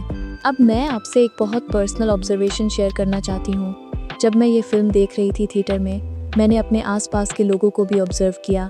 और इंटरेस्टिंग बात ये थी कि जब भी कोई इमोशनल सीन आता, खासकर वो जो लुथरा और कबीर के बीच था, हॉल में एक साइलेंस छा जाता था। लोग जेन्युइनली उस मोमेंट में इन्वॉल्व थे। पर जैसे ही एक्शन सीक्वेंसेस बहुत लंबे हो जाते या रिपीटेटिव हो जाते, मैंने लोगों को अपने फ़ोन चेक करते देखा। ये अपने आप में एक बहुत ऑनेस्ट फीडबैक है। ऑडियंस को जेन्युइन इमोशन से जोड़ना आता है, पर जब कोई चीज़ बिना रीज़न के लंबी खींची जाती है तो अटेंशन भटक जाता है। चलिए अब मैं थोड़ा और गहराई से जाती हूँ उन थीम्स में जो शायद बहुत कम डिस्कस हुई हैं, यानी मैस्कुलिनिटी का रिप्रेजेंटेशन इस फिल्म में। सोचिए ज़रा, दो सबसे बड़े मेल स्टार्स, दोनों को हमेशा स्ट्रॉन्ग, अनब्रेकेबल, फिजिकली डोमिनेंट दिखाया गया है, पर कहीं भी हमें उनकी वल्नरेबिलिटी, उनका डर, उनकी इनसिक्योरिटी ठीक से एक्सप्लोर करने का मौका नहीं मिलता, सिवाय कुछ छोटे मोमेंट्स के। और मुझे लगता है ये एक बहुत बड़ी मिस्ड अपॉर्चुनिटी है, क्योंकि आज की जनरेशन, स्पेशली युवा दर्शक, अब ऐसे हीरोज़ चाहते हैं जो सिर्फ फिजिकली स्ट्रॉन्ग ना हो, बल्कि इमोशनली भी कॉम्प्लेक्स हों। और जब फिल्म सिर्फ मस्कुलर हीरो वाले पुराने फॉर्मूले पर टिकी रहती है, तो वो एक बहुत बड़ा मॉडर्न ऑडियंस को मिस कर देती है। अब एक और बात जो मुझे जेन्युइनली सोचने पर मजबूर करती है, फिल्म में जो वायलेंस दिखाई गई है वो कितनी स्टाइलाइज्ड और ग्लैमराइज्ड है। हर फाइट सीक्वेंस इतनी स्मूथ, इतनी कोरियोग्राफ्ड है कि वायलेंस अपने आप में एक कूल चीज़ लगने लगती है, ना कि कुछ डिस्टर्बिंग। और ये एक जेन्युइनली इम्पॉर्टेंट कॉन्वर्सेशन है जो हमें करनी चाहिए कि मेन स्ट्रीम सिनेमा किस तरह वायलेंस को एंटरटेनमेंट की तरह पैकेज करता है। मैं यहाँ फिल्म को कैंसिल नहीं कर रही, क्योंकि ये एक बहुत कॉमन जॉनर कन्वेंशन है, पर फिर भी सोचने वाली बात है कि जब हम बच्चों के साथ या यंग एडल्ट्स के साथ ऐसी फिल्में देखते हैं तो वो क्या मैसेज लेकर जाते हैं वायलेंस के बारे में। चलिए अब मैं थोड़ा और बात करती हूँ कंट्रोवर्सीज़ की, क्योंकि पहले मैंने सिर्फ 2-3 ही मेंशन की थी, पर असल में इस फिल्म के आसपास और भी डिस्कोर्स हुआ था। एक बात जो मुझे बताना चाहिए वो है एनटीआर के कास्टिंग पर इनिशियल बैकलैश। जब टीजर आया तो कई लोगों ने सोशल मीडिया पर सवाल उठाए कि क्या एनटीआर इस तरह के रोल के लिए सही चॉइस थे, क्योंकि उनका पूरा करियर इमेज एक बहुत डिफरेंट टोन पर बना है, मिथोलॉजिकल, लार्जर देन लाइफ, पूरी तरह मासी, जबकि वॉर फ्रेंचाइज का टोन हमेशा ज़्यादा स्लीक, अर्बन और इंटरनेशनल रहा है। तो जब दोनों स्टाइल्स को मिलाने की कोशिश हुई तो शुरुआत में फैंस को थोड़ा टोनल मिसमैच महसूस हुआ। पर इंटरेस्टिंग बात यह है कि फिल्म रिलीज़ होने के बाद इस स्पेसिफिक क्रिटिसिज्म में थोड़ी कमी आई, क्योंकि एनटीआर ने अपनी परफॉर्मेंस से कम कुछ हद तक डाउट्स को गलत साबित किया, भले उनका कैरेक्टर राइटिंग कमज़ोर रही। दूसरी कंट्रोवर्सी जिसे मैं और डिटेल में बताना चाहती हूँ वो जो 14 अगस्त वाली मार्केटिंग इशू थी। असल में ये सिर्फ एक कोइंसिडेंस नहीं था कि लोगों को ये बात याद आई। बहुत सारे लोगों ने इसे जानबूझकर रेज किया, ये कहते हुए कि एक देशभक्ति वाली फिल्म को अगर सच में इतनी केयरफुल रिसर्च के साथ बनाया गया तो उसकी मार्केटिंग टीम को ये बेसिक फैक्ट पता होना चाहिए था। और इस बैकलैश ने कुछ हद तक फिल्म के पेट्रियोटिक मैसेजिंग पर भी सवाल खड़े किए, क्योंकि लोगों को लगा कि अगर फिल्म मेकर्स को खुद इतनी बेसिक जानकारी नहीं है तो वो कितनी गंभीरता से देशभक्ति के टॉपिक को हैंडल कर रहे हैं। तीसरी बात जो मुझे बताना जरूरी है, राम गोपाल वर्मा वाला जो इंसिडेंट था उसका असर सिर्फ उनकी खुद की इमेज पर नहीं पड़ा, बल्कि उससे एक बड़ी डिस्कशन शुरू हुई कि किस तरह सीनियर फिल्म मेकर्स जो खुद इंडस्ट्री का हिस्सा हैं कभी कभी फीमेल एक्टर्स के बारे में बहुत ऑब्जेक्टिफाइंग कमेंट्स कर देते हैं बिना ये सोचे कि इसका क्या असर होगा। और सच कहूँ ये चीज़ मुझे बहुत डिस्टर्ब करती है, क्योंकि कियारा जैसी एक्ट्रेस जो अपने काम के लिए जानी जाती है उसे एक कॉस्ट्यूम चॉइस की वजह से इतनी ऑब्जेक्टिफिकेशन झेलनी पड़ी, और वो भी इंडस्ट्री के ही एक सीनियर व्यक्ति से। चौथी कंट्रोवर्सी जो शायद कम डिस्कस हुई, कुछ फैंस ने ये सवाल उठाया कि क्या एनटीआर को इतनी बड़ी फीस देना, जो कि ऋतिक से भी ज़्यादा थी, जस्टिफाइड था, स्पेशली जब उनका रोल स्क्रीन टाइम और इम्पोर्टेंस में ऋतिक से कम था। ये एक बहुत इंटरेस्टिंग इंडस्ट्री डिबेट है। क्या फीस रोल की इम्पोर्टेंस के हिसाब से होनी चाहिए या एक्टर की स्टार पावर और मार्केट ड्रॉ के हिसाब से? और इस बहस ने ये भी दिखाया कि कैसे पैन इंडिया फिल्मों में अलग अलग इंडस्ट्रीज़ के स्टार्स को बैलेंस करना सिर्फ क्रिएटिव नहीं बल्कि एक बहुत सेंसिटिव फाइनेंशियल और पॉलिटिकल नेगोशिएशन भी होता है। अब चलिए बात करते हैं कुछ डिलीटेड सीन्स और ट्रिविया की जो मैंने पहले पूरी तरह कवर नहीं की थी। एक इंटरेस्टिंग ट्रिविया, फिल्म की ओरिजिनली रन टाइम बहुत लंबी थी पोस्ट प्रोडक्शन के शुरुआती कट्स में, और एडिटर्स को सिग्निफिकेंट मात्रा में फुटेज काटना पड़ा ताकि फिल्म एक रीजनेबल थिएट्रिकल लेंथ तक आए। इसका मतलब है कि कई पूरे सब प्लॉट्स या कैरेक्टर मोमेंट्स फाइनल कट में नहीं आए। अब चूंकि ये आधिकारिक तौर पर पूरी तरह कंफर्म डिटेल नहीं है हर एक सीन के लिए, तो मैं यहाँ साफ कहूँगी ये एक कॉमन इंडस्ट्री प्रैक्टिस है और फैन थ्योरीज और स्पेकुलेशंस में इसका जिक्र आता रहा है। पर हर डिलीटेड सीन का सटीक डिटेल ऑफिशियल तौर पर कंफर्म नहीं है, तो मैं उसे फैक्ट की तरह प्रेजेंट नहीं करूँगी। एक ईस्टर एग जो कंफर्म्ड है और मुझे बताना ज़रूरी लगता है, फिल्म में उन कैरेक्टर्स के रेफरेंसेस आते हैं जो पहले की YRF स्पाई यूनिवर्स फिल्मों से जुड़े हैं, जैसे कि वानी कपूर के कैरेक्टर से जुड़ी एक बेटी का किरदार जो अपने पिता के ट्रेट्स इनहेरिट करती दिखती है। ये एक बहुत स्मार्ट कंटिन्यूटी मूव है जो शो करता है कि YRF अपनी पूरी फ्रेंचाइज को एक कनेक्टेड यूनिवर्स की तरह ट्रीट करता है, ना कि स्टैंडअलोन फिल्मों की तरह। और अगर आप इस पूरे यूनिवर्स को ट्रैक करते आ रहे हैं शुरू से, तो ऐसे रेफरेंसेस आपको एक अलग लेवल की सेटिस्फैक्शन देते हैं जो एक नया व्यूअर शायद नोटिस ही नहीं करेगा। अब चलिए मैं थोड़ा और गहराई से जाती हूँ रियल वर्ल्ड कनेक्शंस में, क्योंकि मुझे लगता है अभी भी कुछ बहुत ज़रूरी बातें बाकी हैं। एक बहुत बड़ा लेसन जो मुझे इस फिल्म से मिलता है वो है लेगेसी का बोझ। सोचिए, अयान मुखर्जी जैसे डायरेक्टर जिन्होंने ये जवानी है दीवानी जैसी एक बेहद प्यारी इमोशनली रिच फिल्म बनाई थी, जब उन्हें एक इतने बड़े एस्टैब्लिश्ड फ्रेंचाइज की जिम्मेदारी दी गई तो शायद उनके ऊपर इतना प्रेशर था एक्सपेक्टेशंस को पूरा करने का कि वो अपनी खुद की यूनिक वॉइस खो गए। और ये एक बहुत बड़ा रियल वर्ल्ड लेसन है, जब हम किसी को उसकी स्ट्रेंथ से बिल्कुल अलग किसी रिस्पॉन्सिबिलिटी में डाल देते हैं सिर्फ इसलिए कि वो बड़ा नाम है, तो कभी कभी नतीजा उतना अच्छा नहीं आता। ये सिर्फ फिल्मों की बात नहीं, ये करियर डिसीजंस में भी लागू होता है। क्या आपको कभी ऐसा रोल दिया गया है जो आपकी स्ट्रेंथ से मैच नहीं करता था, बस इसलिए कि ये एक बड़ा अपॉर्चुनिटी है? एक और बहुत ज़रूरी रियल वर्ल्ड सबक, ये फिल्म हमें दिखाती है कि कोलैबोरेशन कितना मुश्किल हो सकता है जब दो बड़े ईगोज, दो बड़ी इंडस्ट्रीज, दो बड़े फैन बेसिस को बैलेंस करना पड़े। और सोचिए ज़रा, ये सिर्फ फिल्मों की बात नहीं, ये किसी भी बड़ी टीम प्रोजेक्ट में होता है। जब दो बहुत टैलेंटेड, बहुत स्ट्रॉन्ग विल्ड लोग साथ काम करते हैं तो कभी कभी उनकी इंडिविजुअल स्ट्रेंथ्स एक साथ आकर एक बेहतरीन चीज़ बनाती हैं, और कभी कभी वो एक दूसरे को कैंसिल आउट कर देती हैं। मुझे लगता है वॉर 2 में कुछ हद तक दूसरा वाला हुआ।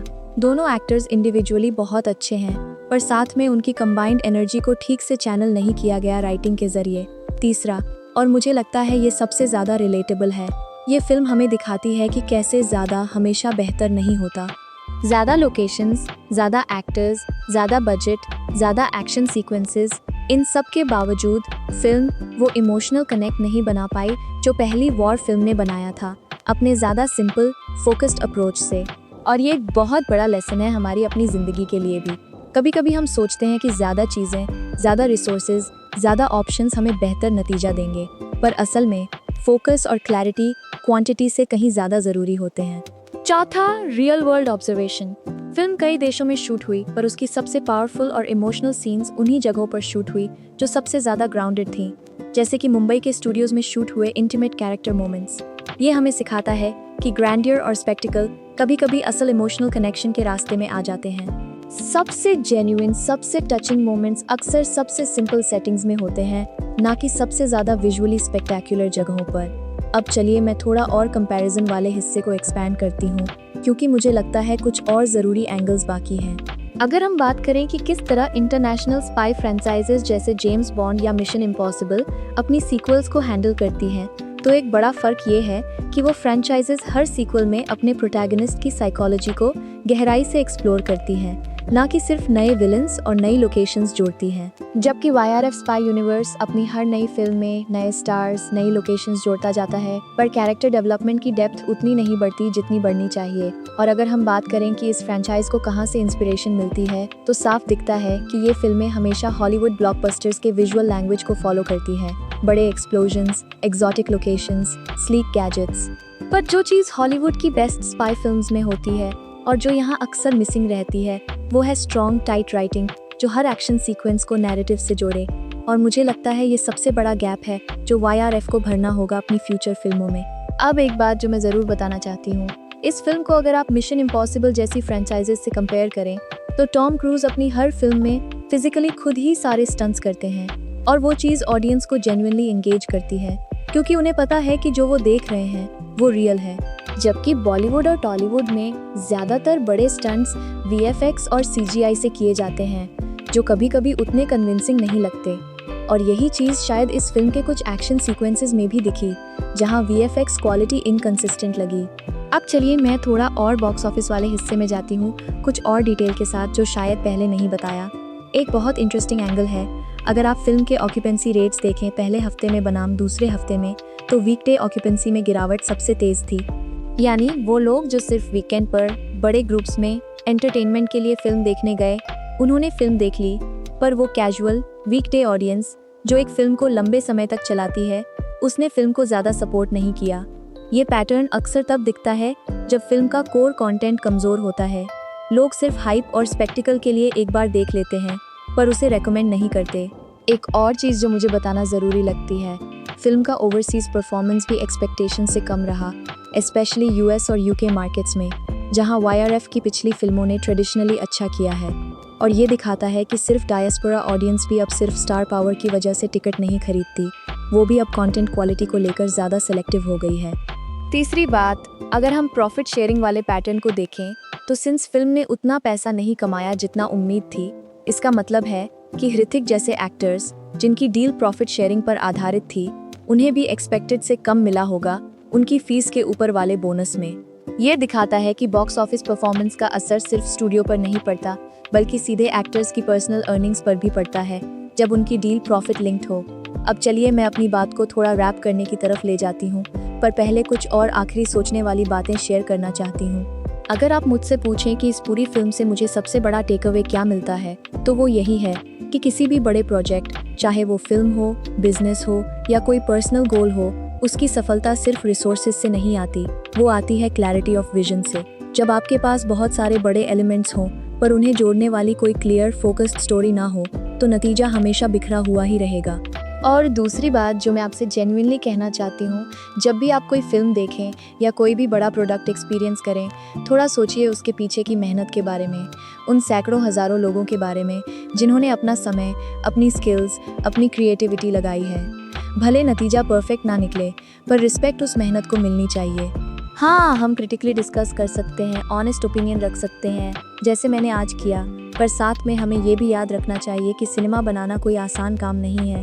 तो दोस्तों, मुझे लगता है अब मैंने वॉर 2 को हर पॉसिबल एंगल से कवर कर लिया है, इसके छोटे छोटे कैरेक्टर मोमेंट्स से लेकर इसके बड़े बॉक्स ऑफिस नंबर्स तक, इसकी हिडन मीनिंग से लेकर इसकी कंट्रोवर्सीज तक। मुझे जेन्युइनली उम्मीद है कि इस लंबी ऑनेस्ट बातचीत ने आपको फिल्म को एक नए नज़रिए से देखने में मदद की होगी। एक आखिरी सवाल आपसे, अगर आपको वॉर 3 बनाने का मौका मिले स्क्रिप्ट राइटर की तरह, तो आप सबसे पहले क्या बदलेंगे इस फ्रेंचाइज में? मुझे कमेंट में बताइए, मैं जेन्युइनली आपकी क्रिएटिविटी और आइडियाज़ देखना चाहती हूँ। ठीक है, चलिए मैं और आगे बढ़ती हूँ क्योंकि मुझे लगता है अभी भी कुछ बहुत ज़रूरी लेयर्स बाकी हैं जिन्हें हमने पूरी तरह एक्सप्लोर नहीं किया। तो थोड़ा पेशेंस रखिए और चलिए एक बार फिर गहराई में उतरते हैं। चलिए सबसे पहले बात करते हैं साउंड ट्रैक की, थोड़ा और डिटेल से, क्योंकि मुझे लगता है इसे उतना जस्टिस नहीं मिला जितना मिलना चाहिए था। प्रीतम ने इस फिल्म का म्यूज़िक कंपोज किया है और अगर आप उनकी करियर देखें तो वो हमेशा एक बहुत वर्सेटाइल कंपोजर रहे हैं, रोमांटिक गानों से लेकर मासी डांस हैवी नंबर्स तक। इस फिल्म में उनका काम जेन्युइनली अच्छा है, पर मुझे एक चीज़ खलती है, पूरा एल्बम सुनकर ऐसा लगता है जैसे हर गाना एक अलग फिल्म का हिस्सा है। आवन जावन एक रोमांटिक सॉफ्ट वाइब देता है, जबकि जनाबे आली पूरी तरह massy high energy dance number है। और ये टोनल इनकंसिस्टेंसी सिर्फ म्यूजिक में नहीं बल्कि पूरी फिल्म में दिखती है। ऐसा लगता है जैसे फिल्म खुद तय नहीं कर पाई कि वो एक इमोशनल स्पाई ड्रामा बनना चाहती है या एक मासी एंटरटेनर, और इसी वजह से वो दोनों के बीच फंस जाती है। अब एक बात जो मुझे बताना ज़रूरी लगती है, लिरिक्स अमिताभ भट्टाचार्य ने लिखे हैं और वो एक जेन्युइनली टैलेंटेड लिरिसिस्ट हैं जिन्होंने बहुत सारी आइकॉनिक सॉन्ग्स लिखी हैं बॉलीवुड में। पर इस फिल्म में उनके लिरिक्स भी उतने मेमोरेबल नहीं बन पाए जितने उनके पुराने काम में मिलते हैं, और शायद इसकी वजह भी वही है, जब पूरा क्रिएटिव विजन थोड़ा कंफ्यूज्ड हो तो हर इंडिविजुअल डिपार्टमेंट चाहे वो कितना भी टैलेंटेड हो, अपने बेस्ट से थोड़ा कम ही डिलीवर कर पाता है। अब चलिए मैं बात करती हूँ सिनेमाटोग्राफी की, थोड़ा और गहराई से। फिल्म में 3 सिनेमेटोग्राफर्स थे, बेंजामिन जैस्पर, वी मानिकांदन और पंकज कुमार। सोचिए जरा, 3 अलग अलग सिनेमेटोग्राफर्स अलग अलग शेड्यूल्स में अलग अलग कंट्रीज में शूटिंग कर रहे थे। ये अपने आप में बताता है कि इस प्रोजेक्ट का स्केल कितना बड़ा और कितना लॉजिस्टिकली कॉम्प्लेक्स था। पर इसका एक साइड इफेक्ट भी है। जब 3 अलग विजन वाले सिनेमेटोग्राफर्स एक साथ काम करते हैं तो पूरी फिल्म का विजुअल लैंग्वेज कभी कभी थोड़ा इनकंसिस्टेंट हो जाता है। कुछ सीन्स बहुत वार्म, गोल्डन आवर जैसे लगते हैं, कुछ बहुत कोल्ड और स्टीली, और ये शिफ्ट्स कभी कभी बहुत सडन लगती हैं, बिना किसी नैरेटिव रीजन के। अब मैं चाहती हूँ कि हम थोड़ी देर के लिए बात करें ऑडियंस रिसेप्शन की, थोड़ा डीपर लेवल पर, यानी सिर्फ नंबर्स नहीं बल्कि एक्चुअल इमोशनल रिस्पॉन्स की। अगर आप सोशल मीडिया पर, स्पेशली ट्विटर और रेडिट पर इस फिल्म को लेकर डिस्कशंस देखें तो एक बहुत क्लियर डिवाइड दिखता है। एक तरफ वो लोग हैं जो कहते हैं स्केल के लिए एक बार देखनी चाहिए, दिमाग घर पर छोड़कर जाओ, पूरा पैसा वसूल हो जाएगा। और दूसरी तरफ वो लोग हैं जो कहते हैं इतने बड़े एक्टर्स के साथ इतनी कमज़ोर राइटिंग करना, ये एक तरह की बेइज्जती है उनके टैलेंट की। और सच कहूँ, मैं इन दोनों व्यूज़ के बीच खड़ी हूँ। मुझे लगता है दोनों की बातों में सच्चाई है। एक इंटरेस्टिंग पैटर्न जो मैंने देखा ऑनलाइन डिस्कशंस में, बहुत सारे साउथ इंडियन ऑडियंस मेंबर्स ने कहा कि उन्हें एनटीआर का किरदार देखकर थोड़ी निराशा हुई, क्योंकि उन्हें उम्मीद थी कि बॉलीवुड में उनका डेब्यू कुछ ऐसा होगा जो उनके आरआरआर या देवारा जैसे रोल्स जितना पावरफुल हो। और यही सबसे बड़ा डिसअपॉइंटमेंट फैक्टर रहा उनके फैन बेस के लिए।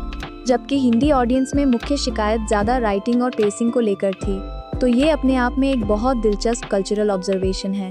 अलग अलग रीजन्स की ऑडियंस एक ही फिल्म से अलग अलग चीज़ें एक्सपेक्ट करती हैं, और जब एक फिल्म 2 अलग अलग इंडस्ट्रीज़ की ऑडियंस को एक साथ सेटिस्फाई करने की कोशिश करती है तो उसे दोनों तरफ से अलग अलग तरह की क्रिटिसिज्म मिलती है। अब मैं थोड़ा और बात करना चाहती हूँ इस बात पर कि कैसे ये फिल्म एक बड़े ट्रेंड को रिप्रेजेंट करती है पैन इंडिया सिनेमा का। पिछले कुछ सालों में हमने देखा है कि बॉलीवुड, टॉलीवुड, कॉलीवुड सब मिलकर बड़े पैन इंडिया प्रोजेक्ट्स बना रहे हैं ताकि वो सारी रीजनल ऑडियंसेस को एक साथ टारगेट कर सकें। आरआरआर, पुष्पा, केजीएफ जैसी फिल्मों की सफलता के बाद हर बड़ा स्टूडियो यही सोच रहा है कि अगर हम सारे बड़े स्टार्स को एक साथ ला दें अलग अलग इंडस्ट्रीज से तो हमें सबसे बड़ी ऑडियंस मिलेगी। पर यहाँ एक बहुत ज़रूरी सवाल है, क्या सिर्फ अलग अलग इंडस्ट्रीज के स्टार्स को इकट्ठा करने से जेन्युइन पैन इंडिया अपील बनती है, या असल पैन इंडिया अपील तब बनती है जब कहानी खुद इतनी यूनिवर्सल, इतनी स्ट्रॉन्ग हो कि वो हर रीजन के दिल को छू ले, चाहे उसमें कोई भी एक्टर हो। आरआरआर की सफलता सिर्फ एनटीआर और रामचरण की वजह से नहीं थी, वो इसलिए भी थी क्योंकि एसएस राजामौली ने एक ऐसी कहानी लिखी थी जो इमोशनली इतनी पावरफुल थी कि वो किसी भी भाषा में, किसी भी कल्चर में रेजोनेट करती थी। और शायद यही वो लेसन है जो वॉर 2 से सीखा जाना चाहिए। सिर्फ बड़े नाम काफ़ी नहीं है, कहानी को वो यूनिवर्सल इमोशनल कोर चाहिए। चलिए अब मैं एक और बहुत महत्वपूर्ण बात पर आती हूँ, यानी इस फिल्म का फ्रेंचाइज के फ्यूचर पर क्या असर पड़ेगा। अब देखिए, YRF ने इस पूरे स्पाई यूनिवर्स में बहुत भारी इन्वेस्टमेंट किया है सालों से, और एक फिल्म का अंडर परफॉर्म करना, चाहे वो कितना भी बड़ा क्यों ना हो, पूरे फ्रेंचाइज को ख़त्म नहीं कर देता। हमने हॉलीवुड में भी ऐसा देखा है। मार्वल सिनेमैटिक यूनिवर्स की कुछ फिल्में अंडर परफॉर्म करती हैं, पर पूरा यूनिवर्स फिर भी आगे बढ़ता रहता है क्योंकि स्टूडियोज उसमें इतना इन्वेस्टेड होते हैं कि वो एक फिल्म की असफलता से हार नहीं मानते। पर सवाल ये है, क्या YRF इस एक्सपीरियंस से जेन्युइनली सीखेगा, या वो सिर्फ अगली फिल्म में और बड़ा बजट और बड़े स्टार्स लगाकर सोचेगा कि स्केल से प्रॉब्लम सॉल्व हो जाएगी। और मुझे जेन्युइनली डर है कि दूसरा वाला ज़्यादा लाइकली है, क्योंकि इंडस्ट्री का ट्रेंड हमेशा यही रहा है, जब कोई चीज़ काम नहीं करती तो पहला इंस्टिंक्ट होता है और बड़ा करो, ना कि बेहतर करो। पोस्ट क्रेडिट सीन जो हमने देखा वो साफ बताता है कि फ्रेंचाइज आगे बढ़ने वाला है, और मुझे उम्मीद है जेन्युइनली कि अगली फिल्म में राइटर्स इस बार कैरेक्टर डेवलपमेंट को प्रायोरिटी देंगे, ना कि सिर्फ नई लोकेशंस और नए एक्टर्स को। अब चलिए मैं थोड़ी और गहराई में जाती हूँ एक्शन कोरियोग्राफी के स्पेसिफिक एस्पेक्ट्स में, क्योंकि मुझे लगता है यहाँ कुछ जेन्युइनली इंटरेस्टिंग टेक्निकल डिटेल्स हैं जो डिस्कस करने लायक हैं। अगर आप ध्यान से देखें उस स्पीडबोट वाले क्लाइमैक्स सीन को, जो एक क्रिटिक ने GTA ऑनलाइन जैसा बताया था, तो टेक्निकली ये सीन बहुत एम्बिशियस है। एक स्पीड बोट को एक्टिव रेस्ट ट्रैक पर क्रैश करना, ये सोचना अपने आप में बहुत क्रिएटिव है।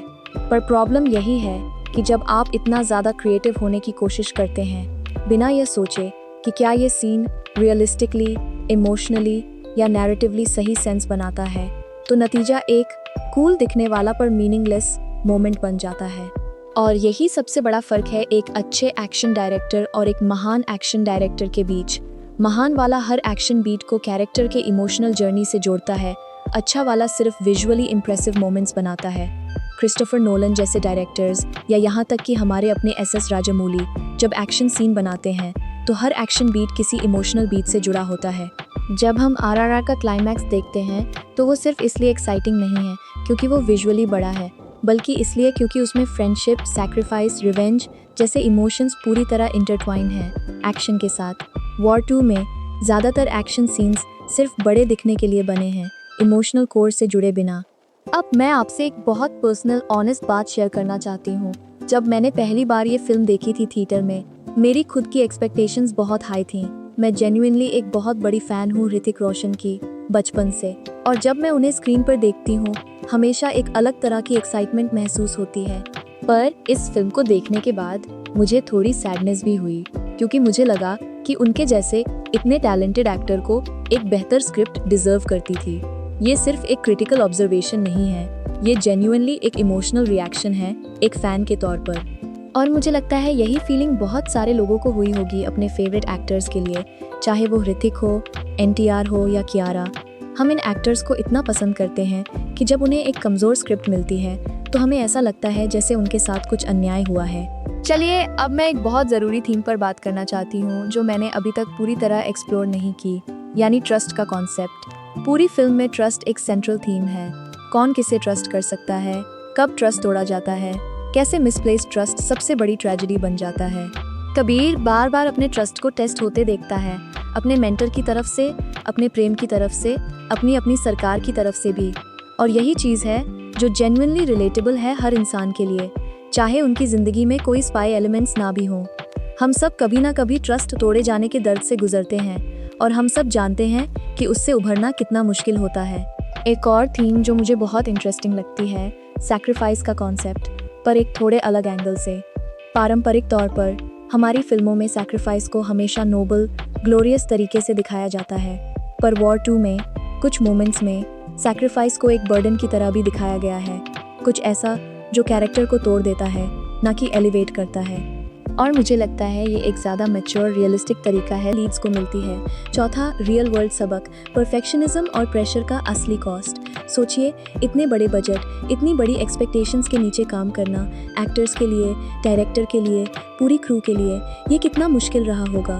और जब आखिर में फिल्म बॉक्स ऑफिस पर अंडर परफॉर्म करती है तो उस प्रेशर का असर सिर्फ स्टूडियो के प्रॉफिट्स पर नहीं पड़ता, बल्कि उन सैकड़ों लोगों की मेहनत पर भी सवाल उठता है जिन्होंने दिन रात काम किया इस फिल्म पर। ये एक इम्पॉर्टेंट रिमाइंडर है कि हर बड़ी फिल्म के पीछे, सक्सेस हो या फेलियर, हज़ारों लोगों की मेहनत और उम्मीदें जुड़ी होती हैं। चलिए अब मैं कंपैरिजन वाले हिस्से को भी थोड़ा और डिटेल में ले जाती हूँ, क्योंकि मुझे लगता है अभी भी कुछ महत्वपूर्ण पॉइंट्स बाकी हैं। अगर आप वॉर 2 को पठान से कंपेयर करें तो एक बड़ा फ़र्क यह है कि पठान में सिद्धार्थ आनंद की डायरेक्शन में एक बहुत क्लियर, फोकस्ड विजन थी। हर एक्शन सीक्वेंस का एक साफ पर्पस था स्टोरी में, जबकि वॉर 2 में कई एक्शन सीक्वेंसेस सिर्फ स्पेक्टेकल के लिए स्पेक्टेकल लगते हैं, बिना किसी नैरेटिव पर्पस के। और यही फ़र्क होता है एक अच्छे एक्शन डायरेक्टर और एक अच्छे स्टोरी टेलर के बीच। अच्छा स्टोरी टेलर एक्शन को कहानी की सेवा के लिए इस्तेमाल करता है, ना कि सिर्फ विजुअल थ्रिल के लिए। अगर हम टाइगर 3 से कंपेयर करें तो वहाँ भी सिमिलर प्रॉब्लम्स थीं, क्लीशेड राइटिंग, प्रिडिक्टेबल ट्विस्ट्स। तो शायद ये कहना गलत नहीं होगा कि YRF स्पाई यूनिवर्स धीरे धीरे एक क्रिएटिव रट में फंस गया है, जहाँ हर नई फिल्म पुराने फॉर्मूले को बस बड़े स्केल पर रिपीट कर रही है, बिना कुछ जेन्युइनली नया लाए। और अगर हम NTR की अपनी फिल्मोग्राफी से कंपेयर करें RRR या देवारा जैसी फिल्मों से, तो साफ दिखता है कि उन फिल्मों में उनके किरदारों को कितनी रिचनेस और मिथोलॉजिकल डेप्थ दी गई थी, जबकि वॉर 2 में उनका किरदार सिर्फ एक government agent with a catch phrase बनकर रह गया। ये शायद सबसे बड़ा मिस्ड अपॉर्चुनिटी है इस फिल्म का, एक इतने टैलेंटेड एक्टर को इतना फ्लैट किरदार देना। अब चलिए मैं बॉक्स ऑफिस वाले सेक्शन को भी थोड़ा और डिटेल देती हूँ, क्योंकि कुछ आंकड़े ऐसे हैं जो जेन्युइनली दिलचस्प हैं। अगर आप वीक बाय वीक ब्रेकडाउन देखें तो फिल्म का पहला हफ्ता बहुत मजबूत रहा, करीब 180 करोड़ से ज़्यादा सिर्फ हिंदी बेल्ट से। पर दूसरे हफ्ते में कलेक्शंस में लगभग 90% की गिरावट आई, जो जेन्युइनली एक्सट्रीम है। यानी फिल्म का वर्ड ऑफ माउथ बहुत कमज़ोर रहा। पहले हफ्ते के बाद जिन लोगों ने फिल्म देखी, उन्होंने अपने दोस्तों परिवार को उतना स्ट्रांगली रेकमेंड नहीं किया जितना ज़रूरी होता एक फिल्म को सस्टेन करने के लिए। और यही सबसे बड़ा लेसन है मॉडर्न बॉक्स ऑफिस डायनामिक्स का। पहले दिन की ओपनिंग सिर्फ स्टार पावर और मार्केटिंग से आती है, पर दूसरे तीसरे हफ्ते का सस्टेन सिर्फ फिल्म की क्वालिटी और वर्ड ऑफ माउथ से आता है। और वॉर 2 इसी दूसरे टेस्ट में फेल हुई। एक और इंटरेस्टिंग कंपैरिजन, फिल्म को उसी वीकेंड पर रजनीकांत की कूली से सीधी टक्कर मिली, जो अपने आप में एक बहुत बड़ा क्लैश था। दो बड़े इंडस्ट्रीज की दो सबसे बड़ी फिल्में एक ही दिन रिलीज हो रही थीं। और इंटरेस्टिंग बात यह है कि दोनों फिल्मों ने अच्छा किया शुरुआत में, पर कूली ने एक्सटेंडेड वीकेंड में वॉर 2 से भी बेहतर परफॉर्मेंस दिखाई। ये शायद इस बात का संकेत है कि ऑडियंस तब भी एक सैचुरेटेड जॉनर में भी फ्रेश राइटिंग और जेन्युइन मास अपील को चुनते हैं, सिर्फ स्केल को नहीं। तेलुगु मार्केट की बात करें तो आंध्र प्रदेश और तेलंगाना में डिस्ट्रीब्यूशन राइट्स 90 करोड़ में बिके थे, पर एक्चुअल कलेक्शंस उस उम्मीद के मुताबिक नहीं रहे, जिसका मतलब है कि डिस्ट्रीब्यूटर्स को भी नुकसान हुआ, ना सिर्फ प्रोड्यूसर्स को। ये पूरी चेन, प्रोड्यूसर से डिस्ट्रीब्यूटर से एग्जिबिटर तक, सबको इस फिल्म के अंडर परफॉर्मेंस का असर झेलना पड़ा। अब मैं थोड़ा और गहराई से क्या काम किया क्या नहीं वाले हिस्से में जाना चाहती हूँ, क्योंकि मुझे लगता है कुछ और नुआंस्ड पॉइंट्स हैं जो डिस्कस करने ज़रूरी हैं। एक चीज़ जो मुझे जेन्युइनली पसंद आई, जिसे मैं पहले मेंशन नहीं कर पाई, फिल्म की कॉस्ट्यूम डिज़ाइन। बॉलीवुड हंगामा की रिव्यू में भी इसकी तारीफ हुई थी, और सच में हर कैरेक्टर का वार्डरोब उसकी पर्सनालिटी को अच्छे से रिफ्लेक्ट करता है। कबीर के डार्क टेलर्ड आउटफिट्स उसकी सोफिस्टिकेटेड बट डेंजरस नेचर दिखाते हैं, जबकि विक्रम के ज़्यादा फंक्शनल टैक्टिकल आउटफिट्स उसकी ड्यूटी फर्स्ट मेंटालिटी दिखाते हैं। दूसरी चीज़ जो जेन्युइनली काम करती है, बैकग्राउंड स्कोर। संचित बल्हारा और अंकित बल्हारा ने जो स्कोर बनाया है वो हर एक्शन सीक्वेंस को एलिवेट करता है। भले सीक्वेंस खुद उतना अच्छा ना हो, पर म्यूजिक उसे ज़्यादा इंटेंस बना देता है। पर यहीं पर मेरी एक बड़ी क्रिटिसिज्म है।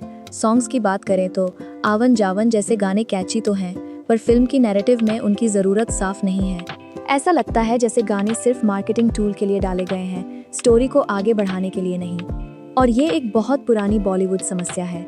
गाने अच्छे हो सकते हैं इंडिविजुअली, पर अगर वो नैरेटिव से डिस्कनेक्टेड लगें तो वो फिल्म के फ्लो को तोड़ देते हैं। एक और चीज़ जो नहीं चली, डायलॉग राइटिंग। अनुज कुमार की द हिंदू वाली रिव्यू में भी इसका जिक्र आया कि आयन मुखर्जी अपनी ग्रिप नैरेटिव पर खो देते हैं जब वो कई अलग अलग चीज़ों को बैलेंस करने की कोशिश करते हैं, और ये साफ डायलॉग राइटिंग में दिखता है। कई जगह डायलॉग्स बहुत ऑन द नोज हैं, बहुत ज़्यादा एक्सप्लेन करते हैं, जबकि एक अच्छा स्पाई थ्रिलर सटलिटी पर टिका होता है, ना कि हर इमोशन को शब्दों में बता देने पर। तो अगर मैं समराइज करूं इस पूरे काम किया / नहीं किया वाले हिस्से को, तो मेरी ओपिनियन यही है। ये एक ऐसी फिल्म है जिसके इंडिविजुअल एलिमेंट्स में क्राफ्ट दिखता है, पर जब वो सब मिलकर एक पूरी फिल्म बनाते हैं तो उनका कॉम्बिनेशन उतना सेटिस्फाइंग नहीं बन पाता जितना बनना चाहिए था। ये एक बहुत कॉमन प्रॉब्लम है बड़ी बजट वाली फिल्मों में, जब हर डिपार्टमेंट अपने आप में अच्छा काम कर रहा हो, पर कोई एक यूनिफाइड विजन उन्हें साथ में बांध नहीं पाता। तो दोस्तों, मुझे लगता है अब हमने वॉर 2 को हर एंगल से, हर लेयर से डिस्कस कर लिया है। इसके कैरेक्टर्स, इसकी हिडन मीनिंग्स, इसके प्रोडक्शन के पीछे की कहानियाँ, इसका बॉक्स ऑफिस परफॉर्मेंस और इसके स्ट्रेंथ्स और वीकनेसेस। ये फिल्म एक बहुत बड़ा एग्जाम्पल है कि कैसे एम्बिशन, बजट और स्टार पावर अकेले किसी फिल्म को सफल नहीं बना सकते अगर उसकी फाउंडेशन यानी उसकी राइटिंग मजबूत ना हो। मुझे जेन्युइनली उम्मीद है कि YRF इस एक्सपीरियंस से सीखेगा और आगे आने वाली स्पाई यूनिवर्स फिल्मों में बेहतर राइटिंग, बेहतर कैरेक्टर डेवलपमेंट और खासकर बेहतर फीमेल रिप्रेजेंटेशन लाएगा। ठीक है, तो चलिए मैं और गहराई में जाती हूँ, क्योंकि सच कहूँ तो अभी भी बहुत कुछ बचा है डिस्कस करने के लिए। कुछ ऐसी बातें हैं जो मैं अभी तक कवर नहीं कर पाई, और मुझे लगता है वो बातें आपको सच में सोचने पर मजबूर कर देंगी। तो चलिए पहले बात करते हैं डायलॉग राइटिंग की, थोड़ा और गहराई से, क्योंकि पिछली बार मैंने सिर्फ सतही तौर पर टच किया था। अगर आप ध्यान से सुने कबीर के डायलॉग्स तो एक पैटर्न नोटिस होता है। वो कभी सीधे इमोशन एक्सप्रेस नहीं करता, हमेशा एक डिस्टेंस रखता है, एक सार्केज़म रखता है।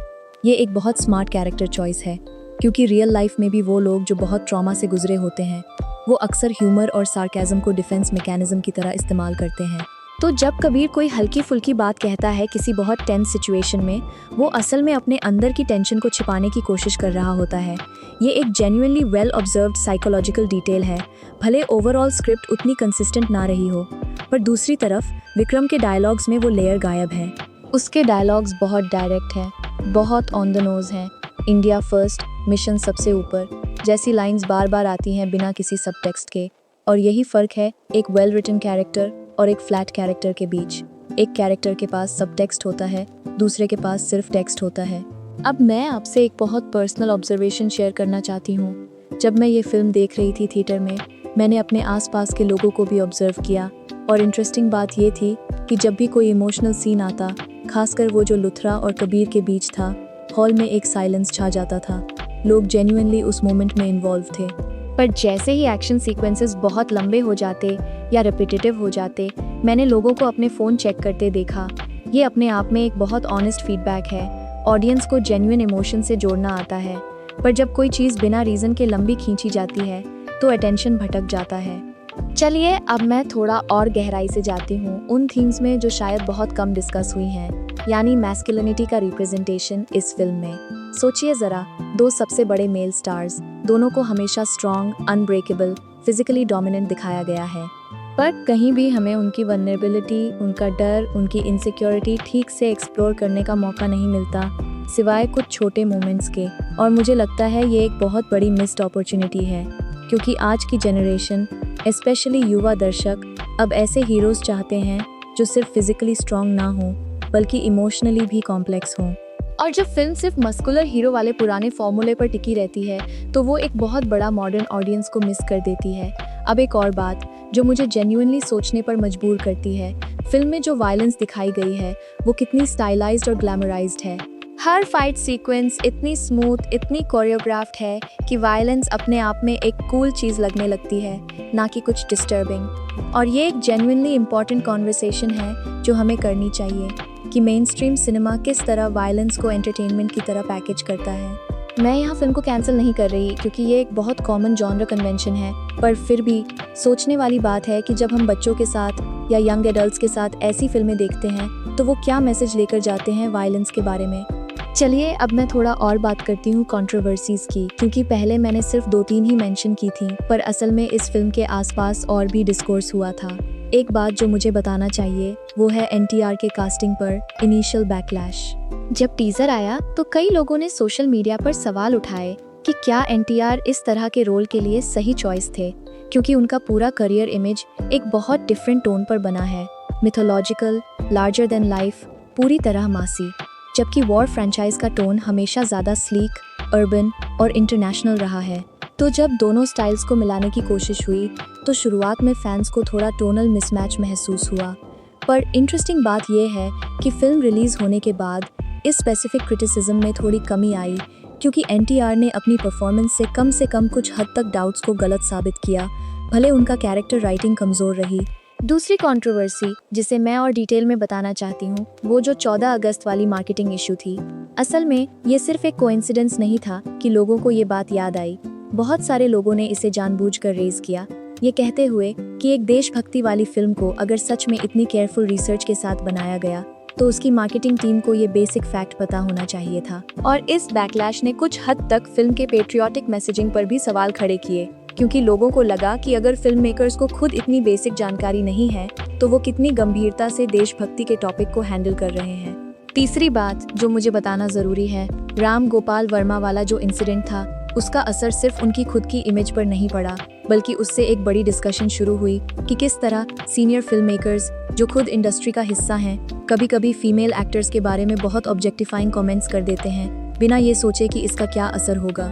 और सच कहूँ ये चीज़ मुझे बहुत डिस्टर्ब करती है, क्योंकि कियारा जैसी एक्ट्रेस जो अपने काम के लिए जानी जाती है उसे एक कॉस्ट्यूम चॉइस की वजह से इतनी ऑब्जेक्टिफिकेशन झेलनी पड़ी, और वो भी इंडस्ट्री के ही एक सीनियर व्यक्ति से। चौथी कंट्रोवर्सी जो शायद कम डिस्कस हुई, कुछ फैंस ने ये सवाल उठाया कि क्या एनटीआर को इतनी बड़ी फीस देना, जो कि ऋतिक से भी ज़्यादा थी, जस्टिफाइड था, स्पेशली जब उनका रोल स्क्रीन टाइम और इम्पोर्टेंस में ऋतिक से कम था। ये एक बहुत इंटरेस्टिंग इंडस्ट्री डिबेट है। क्या फीस रोल की इम्पोर्टेंस के हिसाब से होनी चाहिए या एक्टर की स्टार पावर और मार्केट ड्रॉ के हिसाब से? और इस बहस ने ये भी दिखाया कि कैसे पैन इंडिया फिल्मों में अलग अलग इंडस्ट्रीज़ के स्टार्स को बैलेंस करना सिर्फ क्रिएटिव नहीं, बल्कि एक बहुत सेंसिटिव फाइनेंशियल और पॉलिटिकल नेगोशिएशन भी होता है। अब चलिए बात करते हैं कुछ डिलीटेड सीन्स और ट्रिविया की, जो मैंने पहले पूरी तरह कवर नहीं की थी। एक इंटरेस्टिंग ट्रिविया, फिल्म की ओरिजिनली रन टाइम बहुत लंबी थी पोस्ट प्रोडक्शन के शुरुआती कट्स में, और एडिटर्स को सिग्निफिकेंट मात्रा में फुटेज काटना पड़ा ताकि फिल्म एक रीजनेबल थिएट्रिकल लेंथ तक आए। इसका मतलब है कि कई पूरे सब प्लॉट्स या कैरेक्टर मोमेंट्स फाइनल कट में नहीं आए। अब चूंकि ये आधिकारिक तौर पर पूरी तरह कंफर्म डिटेल नहीं है हर एक सीन के लिए, तो मैं यहाँ साफ कहूँगी, ये एक कॉमन इंडस्ट्री प्रैक्टिस है और फैन थ्योरीज और स्पेकुलेशंस में इसका जिक्र आता रहा है। पर हर डिलीटेड सीन का सटीक डिटेल ऑफिशियल तौर पर कंफर्म नहीं है, तो मैं उसे फैक्ट की तरह प्रेजेंट नहीं करूँगी। एक ईस्टर एग जो कंफर्म्ड है और मुझे बताना ज़रूरी लगता है, फिल्म में उन कैरेक्टर्स के रेफरेंसेस आते हैं जो पहले की YRF स्पाई यूनिवर्स फिल्मों से जुड़े हैं, जैसे कि वानी कपूर के कैरेक्टर से जुड़ी एक बेटी का किरदार जो अपने पिता के ट्रेट्स इनहेरिट करती दिखती है। ये एक बहुत स्मार्ट कंटिन्यूटी मूव है जो शो करता है कि YRF अपनी पूरी फ्रैंचाइज को एक कनेक्टेड यूनिवर्स की तरह ट्रीट करता है, ना कि स्टैंडअलोन फिल्मों की तरह। और अगर आप इस पूरे यूनिवर्स को ट्रैक करते आ रहे हैं शुरू से, तो ऐसे रेफरेंसेस आपको एक अलग लेवल की सेटिस्फैक्शन देते हैं जो एक नया व्यूअर शायद नोटिस ही नहीं करेगा। अब चलिए मैं थोड़ा और गहराई से जाती हूँ रियल वर्ल्ड कनेक्शंस में, क्योंकि मुझे लगता है अभी भी कुछ बहुत ज़रूरी बातें बाकी हैं। एक बहुत बड़ा लेसन जो मुझे इस फिल्म से मिलता है वो है लेगेसी का बोझ। सोचिए, अयान मुखर्जी जैसे डायरेक्टर जिन्होंने ये जवानी है दीवानी जैसी एक बेहद प्यारी इमोशनली रिच फिल्म बनाई थी, जब उन्हें एक इतने बड़े एस्टैब्लिश्ड फ्रैंचाइज की जिम्मेदारी दी गई, तो शायद उनके ऊपर इतना प्रेशर था एक्सपेक्टेशंस को पूरा करने का कि वो अपनी खुद की यूनिक वॉइस खो गए। और ये एक बहुत बड़ा रियल वर्ल्ड लेसन है। जब हम किसी को उसकी स्ट्रेंथ से बिल्कुल अलग किसी रिस्पॉन्सिबिलिटी में डाल देते हैं सिर्फ इसलिए कि वो बड़ा नाम है, तो कभी कभी नतीजा उतना अच्छा नहीं आता। ये सिर्फ फिल्मों की बात नहीं, ये करियर डिसीजंस में भी लागू होता है। क्या आपको कभी ऐसा रोल दिया गया है जो आपकी स्ट्रेंथ से मैच नहीं करता था, बस इसलिए कि ये एक बड़ा अपॉर्चुनिटी है? एक और बहुत ज़रूरी रियल वर्ल्ड सबक, ये फिल्म हमें दिखाती है कि कोलैबोरेशन कितना मुश्किल हो सकता है जब दो बड़े ईगोज, दो बड़ी इंडस्ट्रीज, दो बड़े फैन बेसेस को बैलेंस करना पड़े। और सोचिए ज़रा, ये सिर्फ फिल्मों की बात नहीं, ये किसी भी बड़ी टीम प्रोजेक्ट में होता है। जब दो बहुत टैलेंटेड, बहुत स्ट्रॉन्ग विल्ड लोग साथ काम करते हैं, तो कभी कभी उनकी इंडिविजुअल स्ट्रेंथ्स एक साथ आकर एक बेहतरीन चीज़ बनाती हैं, और कभी कभी वो एक दूसरे को कैंसिल आउट कर देती हैं। मुझे लगता है वॉर 2 में कुछ हद तक दूसरा वाला हुआ। दोनों एक्टर्स इंडिविजुअली बहुत अच्छे हैं, पर साथ में उनकी कंबाइंड एनर्जी को ठीक से चैनल नहीं किया गया राइटिंग के जरिए। तीसरा, और मुझे लगता है ये सबसे ज़्यादा रिलेटेबल है, ये फिल्म हमें दिखाती है कि कैसे ज़्यादा हमेशा बेहतर नहीं होता। ज़्यादा लोकेशंस, ज़्यादा एक्टर्स, ज़्यादा बजट, ज़्यादा एक्शन सीक्वेंसेस, इन सब के बावजूद फिल्म वो इमोशनल कनेक्ट नहीं बना पाई जो पहली वॉर फिल्म ने बनाया था, अपने ज़्यादा सिंपल फोकस्ड अप्रोच से। और ये एक बहुत बड़ा लेसन है हमारी अपनी ज़िंदगी के लिए भी। कभी कभी हम सोचते हैं कि ज़्यादा चीज़ें, ज़्यादा रिसोर्सेज, ज़्यादा ऑप्शंस हमें बेहतर नतीजा देंगे, पर असल में फोकस और क्लैरिटी क्वांटिटी से कहीं ज़्यादा ज़रूरी होते हैं। चौथा, रियल वर्ल्ड ऑब्जर्वेशन। फिल्म कई देशों में शूट हुई, पर उसकी सबसे पावरफुल और इमोशनल सीन्स उन्हीं जगहों पर शूट हुई जो सबसे ज़्यादा ग्राउंडेड थीं, जैसे कि मुंबई के स्टूडियोज़ में शूट हुए इंटीमेट कैरेक्टर मोमेंट्स। ये हमें सिखाता है कि ग्रैंडियर और स्पेक्टिकल कभी कभी असल इमोशनल कनेक्शन के रास्ते में आ जाते हैं। सबसे जेन्युइन, सबसे टचिंग मोमेंट्स अक्सर सबसे सिंपल सेटिंग्स में होते हैं, ना कि सबसे ज़्यादा विजुअली स्पेक्टेक्युलर जगहों पर। अब चलिए मैं थोड़ा और कंपैरिजन वाले हिस्से को एक्सपैंड करती हूँ, क्योंकि मुझे लगता है कुछ और ज़रूरी एंगल्स बाकी हैं। अगर हम बात करें कि किस तरह इंटरनेशनल स्पाई फ्रेंचाइजेस जैसे जेम्स बॉन्ड या मिशन इम्पॉसिबल अपनी सीक्वल्स को हैंडल करती हैं, तो एक बड़ा फ़र्क ये है कि वो फ्रेंचाइजेस हर सीक्वल में अपने प्रोटैगनिस्ट की साइकोलॉजी को गहराई से एक्सप्लोर करती हैं, ना कि सिर्फ नए विलन्स और नई लोकेशंस जोड़ती हैं। जबकि YRF स्पाई यूनिवर्स अपनी हर नई फिल्म में नए स्टार्स, नई लोकेशंस जोड़ता जाता है, पर कैरेक्टर डेवलपमेंट की डेप्थ उतनी नहीं बढ़ती जितनी बढ़नी चाहिए। और अगर हम बात करें कि इस फ्रेंचाइज को कहाँ से इंस्पिरेशन मिलती है, तो साफ दिखता है कि ये फिल्में हमेशा हॉलीवुड ब्लॉकबस्टर्स के विजुअल लैंग्वेज को फॉलो करती हैं। बड़े explosions, exotic locations, sleek gadgets. पर जो चीज़ हॉलीवुड की बेस्ट स्पाई फिल्म्स में होती है और जो यहाँ अक्सर मिसिंग रहती है, वो है स्ट्रॉन्ग टाइट राइटिंग जो हर एक्शन सीक्वेंस को नैरेटिव से जोड़े। और मुझे लगता है ये सबसे बड़ा गैप है जो YRF को भरना होगा अपनी फ्यूचर फिल्मों में। अब एक बात जो मैं ज़रूर बताना चाहती हूँ, इस फिल्म को अगर आप मिशन इम्पॉसिबल जैसी फ्रेंचाइजेस से कंपेयर करें, तो टॉम क्रूज अपनी हर फिल्म में फिजिकली खुद ही सारे स्टंट्स करते हैं, और वो चीज़ ऑडियंस को जेन्युइनली एंगेज करती है। क्योंकि उन्हें पता है कि जो वो देख रहे हैं वो रियल है। जबकि बॉलीवुड और टॉलीवुड में ज़्यादातर बड़े स्टंट्स VFX और CGI से किए जाते हैं, जो कभी कभी उतने कन्विंसिंग नहीं लगते। और यही चीज़ शायद इस फिल्म के कुछ एक्शन सीक्वेंसेस में भी दिखी, जहां VFX क्वालिटी इनकंसिस्टेंट लगी। अब चलिए मैं थोड़ा और बॉक्स ऑफिस वाले हिस्से में जाती हूँ, कुछ और डिटेल के साथ जो शायद पहले नहीं बताया। एक बहुत इंटरेस्टिंग एंगल है, अगर आप फिल्म के ऑक्यूपेंसी रेट्स देखें पहले हफ्ते में बनाम दूसरे हफ्ते में, तो वीकडे ऑक्यूपेंसी में गिरावट सबसे तेज़ थी।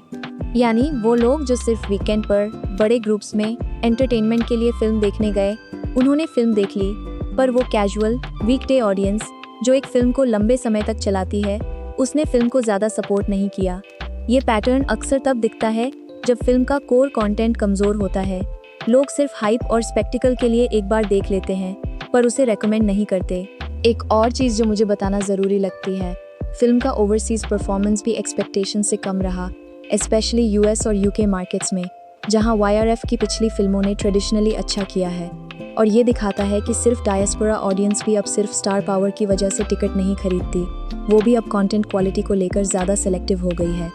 तीसरी बात, अगर हम प्रॉफिट शेयरिंग वाले पैटर्न को देखें, तो सिंस फिल्म ने उतना पैसा नहीं कमाया जितना उम्मीद थी, इसका मतलब है कि ऋतिक जैसे एक्टर्स जिनकी डील प्रॉफिट शेयरिंग पर आधारित थी, उन्हें भी एक्सपेक्टेड से कम मिला होगा उनकी फीस के ऊपर वाले बोनस में। ये दिखाता है कि बॉक्स ऑफिस परफॉर्मेंस का असर सिर्फ स्टूडियो पर नहीं पड़ता, बल्कि सीधे एक्टर्स की पर्सनल अर्निंग्स पर भी पड़ता है जब उनकी डील प्रॉफिट लिंक्ड हो। अब चलिए मैं अपनी बात को थोड़ा रैप करने की तरफ ले जाती हूँ, पर पहले कुछ और आखिरी सोचने वाली बातें शेयर करना चाहती हूँ।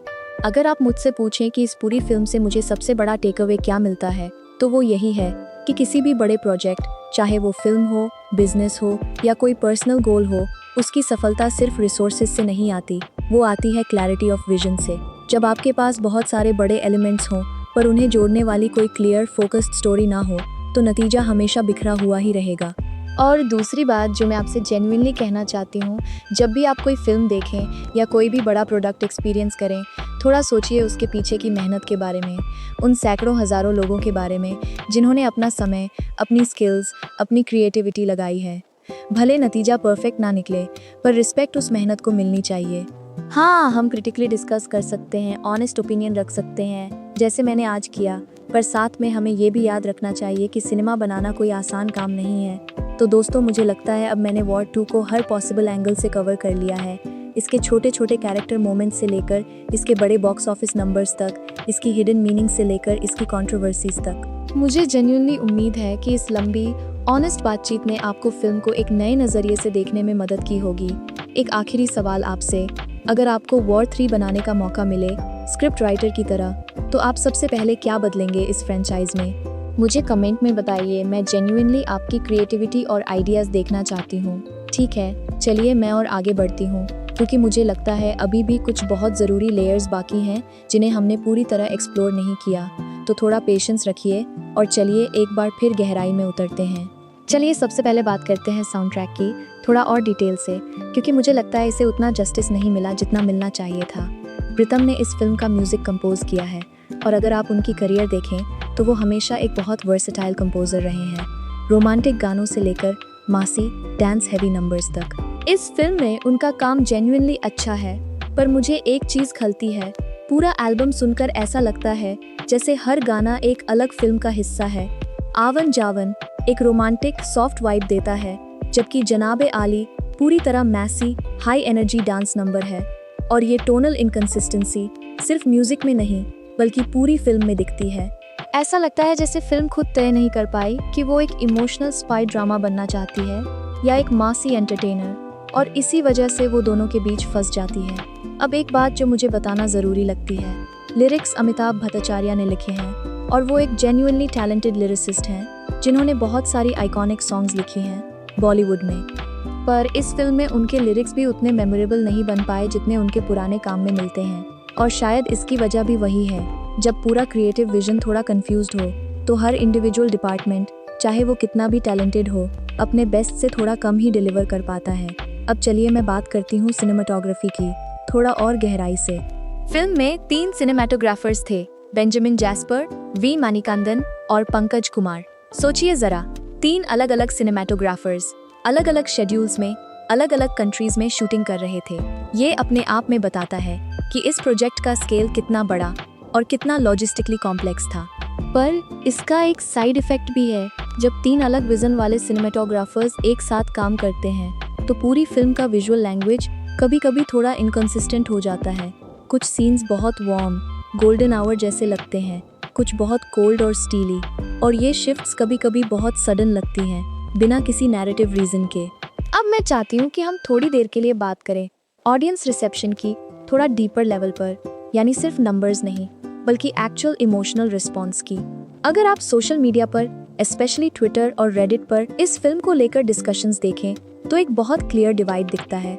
एक तरफ वो लोग हैं जो कहते हैं स्केल के लिए एक बार देखनी चाहिए, दिमाग घर पर छोड़कर जाओ, पूरा पैसा वसूल हो जाएगा। और दूसरी तरफ वो लोग हैं जो कहते हैं इतने बड़े एक्टर्स के साथ इतनी कमज़ोर राइटिंग करना, ये एक तरह की बेइज्जती है उनके टैलेंट की। और सच कहूँ, मैं इन दोनों व्यूज़ के बीच खड़ी हूँ। मुझे लगता है दोनों की बातों में सच्चाई है। एक इंटरेस्टिंग पैटर्न जो मैंने देखा ऑनलाइन डिस्कशंस में, बहुत सारे साउथ इंडियन ऑडियंस मेंबर्स ने कहा कि उन्हें एनटीआर का किरदार देखकर थोड़ी निराशा हुई, क्योंकि उन्हें उम्मीद थी कि बॉलीवुड में उनका डेब्यू कुछ ऐसा होगा जो उनके आरआरआर या देवारा जैसे रोल्स जितना पावरफुल हो। और यही सबसे बड़ा डिसअपॉइंटमेंट फैक्टर रहा उनके फैन बेस के लिए। जबकि हिंदी ऑडियंस में मुख्य शिकायत ज़्यादा राइटिंग और पेसिंग को लेकर थी। तो ये अपने आप में एक बहुत दिलचस्प कल्चरल ऑब्जर्वेशन है। अलग अलग रीजन्स की ऑडियंस एक ही फिल्म से अलग अलग चीज़ें एक्सपेक्ट करती हैं, और जब एक फिल्म 2 अलग अलग इंडस्ट्रीज़ की ऑडियंस को एक साथ सेटिस्फाई करने की कोशिश करती है तो उसे दोनों तरफ से अलग अलग तरह की क्रिटिसिज्म मिलती है। अब मैं थोड़ा और बात करना चाहती हूँ इस बात पर कि कैसे ये फिल्म एक बड़े ट्रेंड को रिप्रेजेंट करती है पैन इंडिया सिनेमा का। पिछले कुछ सालों में हमने देखा है कि बॉलीवुड, टॉलीवुड, कॉलीवुड सब मिलकर बड़े पैन इंडिया प्रोजेक्ट्स बना रहे हैं ताकि वो सारी रीजनल ऑडियंसेस को एक साथ टारगेट कर सकें। आरआरआर, पुष्पा, केजीएफ जैसी फिल्मों की सफलता के बाद हर बड़ा स्टूडियो यही सोच रहा है कि अगर हम सारे बड़े स्टार्स को एक साथ ला दें अलग अलग इंडस्ट्रीज से तो हमें सबसे बड़ी ऑडियंस मिलेगी। पर यहाँ एक बहुत ज़रूरी सवाल है, क्या सिर्फ अलग अलग इंडस्ट्रीज के स्टार्स को इकट्ठा करने से जेन्युइन पैन इंडिया अपील बनती है, या असल पैन इंडिया अपील तब बनती है जब कहानी खुद इतनी यूनिवर्सल, इतनी स्ट्रॉन्ग हो कि वो हर रीजन के दिल को छू ले, चाहे उसमें कोई भी एक्टर हो। आरआरआर की सफलता सिर्फ एनटीआर और रामचरण की वजह से नहीं थी, वो इसलिए भी थी क्योंकि एसएस राजामौली ने एक ऐसी कहानी लिखी थी जो इमोशनली इतनी पावरफुल थी कि वो किसी भी भाषा में, किसी भी कल्चर में रेजोनेट करती थी। और शायद यही वो लेसन है जो वॉर 2 से सीखा जाना चाहिए। सिर्फ बड़े नाम काफ़ी नहीं है, कहानी को वो यूनिवर्सल इमोशनल कोर चाहिए। चलिए अब मैं एक और बहुत महत्वपूर्ण बात पर आती हूँ, यानी इस फिल्म का फ्रेंचाइज के फ्यूचर पर क्या असर पड़ेगा। अब देखिए, वाईआरएफ ने इस पूरे स्पाई यूनिवर्स में बहुत भारी इन्वेस्टमेंट किया है सालों से, और एक फिल्म का अंडर परफॉर्म करना, चाहे वो कितना भी बड़ा क्यों ना हो, पूरे फ्रेंचाइज को ख़त्म नहीं कर देता। हमने हॉलीवुड में भी ऐसा देखा है। मार्वल सिनेमैटिक यूनिवर्स की कुछ फिल्में अंडर परफॉर्म करती हैं, पर पूरा यूनिवर्स फिर भी आगे बढ़ता रहता है, क्योंकि स्टूडियोज़ उसमें इतना इन्वेस्टेड होते हैं कि वो एक फिल्म की असफलता से हार नहीं मानते। पर सवाल ये है, क्या वाईआरएफ इस एक्सपीरियंस से जेन्युइनली सीखेगा, या वो सिर्फ अगली फिल्म में और बड़ा बजट और बड़े स्टार्स लगाकर सोचेगा कि स्केल से प्रॉब्लम सॉल्व हो जाएगी। और मुझे जेन्युइनली डर है कि दूसरा वाला ज़्यादा लाइकली है, क्योंकि इंडस्ट्री का ट्रेंड हमेशा यही रहा है, जब कोई चीज़ काम नहीं करती तो पहला इंस्टिंक्ट होता है और बड़ा करो, ना कि बेहतर करो। पोस्ट क्रेडिट सीन जो हमने देखा वो साफ बताता है कि फ्रेंचाइज आगे बढ़ने वाला है, और मुझे उम्मीद है जेन्युइनली कि अगली फिल्म में राइटर्स इस बार कैरेक्टर डेवलपमेंट को प्रायोरिटी देंगे, ना कि सिर्फ नई लोकेशंस और नए एक्टर्स को। अब चलिए मैं थोड़ी और गहराई में जाती हूँ एक्शन कोरियोग्राफी के स्पेसिफिक एस्पेक्ट्स में, क्योंकि मुझे लगता है यहाँ कुछ जेन्युइनली इंटरेस्टिंग टेक्निकल डिटेल्स हैं जो डिस्कस करने लायक हैं। अगर आप ध्यान से देखें उस स्पीडबोट वाले क्लाइमैक्स सीन को, जो एक क्रिटिक ने GTA ऑनलाइन जैसा बताया था, तो टेक्निकली ये सीन बहुत एम्बिशियस है। एक स्पीड बोट को एक्टिव रेस्ट ट्रैक पर क्रैश करना, ये सोचना अपने आप में बहुत क्रिएटिव है। पर प्रॉब्लम यही है कि जब आप इतना ज़्यादा क्रिएटिव होने की कोशिश करते हैं बिना ये सोचे कि क्या ये सीन रियलिस्टिकली, इमोशनली या नैरेटिवली सही सेंस बनाता है, तो नतीजा एक कूल दिखने वाला पर मीनिंगलेस मोमेंट बन जाता है। और यही सबसे बड़ा फ़र्क है एक अच्छे एक्शन डायरेक्टर और एक महान एक्शन डायरेक्टर के बीच। महान वाला हर एक्शन बीट को कैरेक्टर के इमोशनल जर्नी से जोड़ता है, अच्छा वाला सिर्फ विजुअली इंप्रेसिव मोमेंट्स बनाता है। क्रिस्टोफर नोलन जैसे डायरेक्टर्स या यहाँ तक कि हमारे अपने एस राजामौली जब एक्शन सीन बनाते हैं तो हर एक्शन बीट किसी इमोशनल बीट से जुड़ा होता है। जब हम आरआरआर का क्लाइमैक्स देखते हैं तो वो सिर्फ इसलिए एक्साइटिंग नहीं है क्योंकि वो विजुअली बड़ा है, बल्कि इसलिए क्योंकि उसमें फ्रेंडशिप, सैक्रिफाइस, रिवेंज जैसे इमोशंस पूरी तरह इंटरट्वाइन हैं एक्शन के साथ। वॉर 2 में ज़्यादातर एक्शन सीन्स सिर्फ बड़े दिखने के लिए बने हैं, इमोशनल कोर से जुड़े बिना। अब मैं आपसे एक बहुत पर्सनल ऑनेस्ट बात शेयर करना चाहती हूँ। जब मैंने पहली बार ये फिल्म देखी थी थिएटर में, मेरी खुद की एक्सपेक्टेशंस बहुत हाई थी।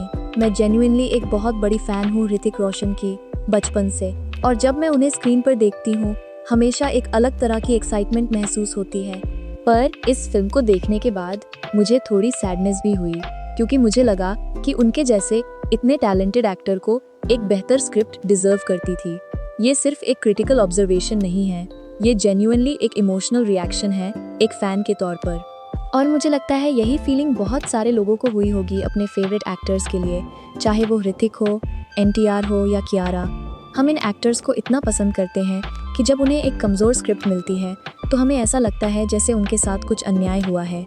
चलिए अब मैं एक बहुत ज़रूरी थीम पर बात करना चाहती हूँ जो मैंने अभी तक पूरी तरह एक्सप्लोर नहीं की, यानी ट्रस्ट का कॉन्सेप्ट। पूरी फिल्म में ट्रस्ट एक सेंट्रल थीम है।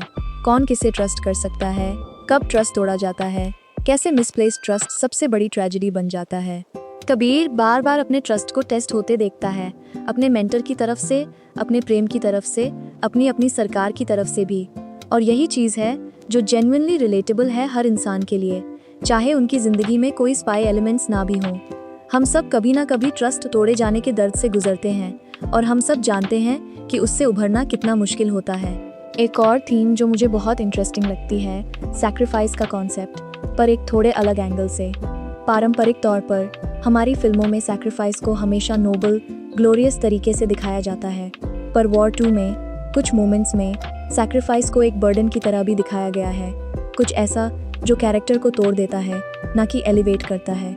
और मुझे लगता है ये एक ज़्यादा मैच्योर, रियलिस्टिक तरीका है सैक्रिफाइस को दिखाने का, भले फिल्म इसे पूरी तरह कंसिस्टेंटली एक्सप्लोर ना कर पाई हो।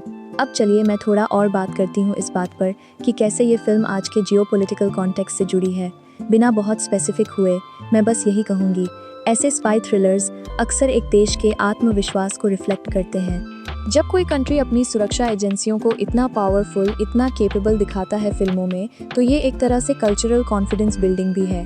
पर साथ ही अगर ऐसी फिल्में बहुत ज़्यादा सिंपलिस्टिक, हम अच्छे वो बुरे वाली नैरेटिव बनाती हैं तो वो कॉम्प्लेक्स जियोपॉलिटिकल रियलिटीज़ को ओवर सिंप्लीफाई भी कर सकती हैं। और मुझे लगता है वॉर 2 इसी टेंशन में फंसी है। एक तरफ वो ग्लोबलाइज्ड थ्रेट्स को दिखाना चाहती है, काली कार्टेल जैसे मल्टीनेशनल क्रिमिनल ऑर्गेनाइजेशन के जरिए, पर दूसरी तरफ वो अभी भी बहुत binary, black and white morality पर टिकी है, जहां अपने हमेशा सही होते हैं और गैर हमेशा गलत। चलिए अब मैं एक आखिरी गहरा सवाल आपके सामने रखती हूँ, इससे पहले कि हम इस टॉपिक को रैप करें। क्या आपको लगता है कि मॉडर्न ऑडियंस अब इतनी मैच्योर हो गई है कि वो सिर्फ अच्छे बनाम बुरे वाली सिंपल कहानियों से संतुष्ट नहीं होती और उन्हें जेन्युइनली ग्रे, कॉम्प्लेक्स कैरेक्टर्स चाहिए? मुझे जेन्युइनली लगता है हाँ, और मुझे लगता है यही वो गैप है जो वॉर 2 भर नहीं पाई, जबकि पठान जैसी फिल्मों ने कम से कम कुछ हद तक इसकी कोशिश की थी।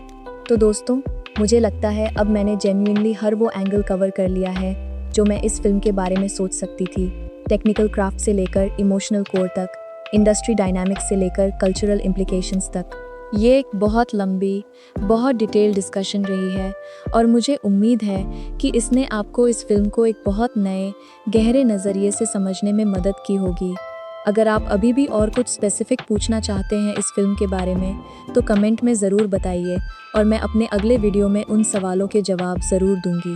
और हाँ, अगर आपको ये पूरी सीरीज़ ऑफ डिस्कशंस पसंद आई हो तो एलेसा फिल्म्स को सब्सक्राइब करना ना भूलिएगा, ताकि हम मिलते रहें ऐसी ही ऑनेस्ट, डीप बातचीत के लिए।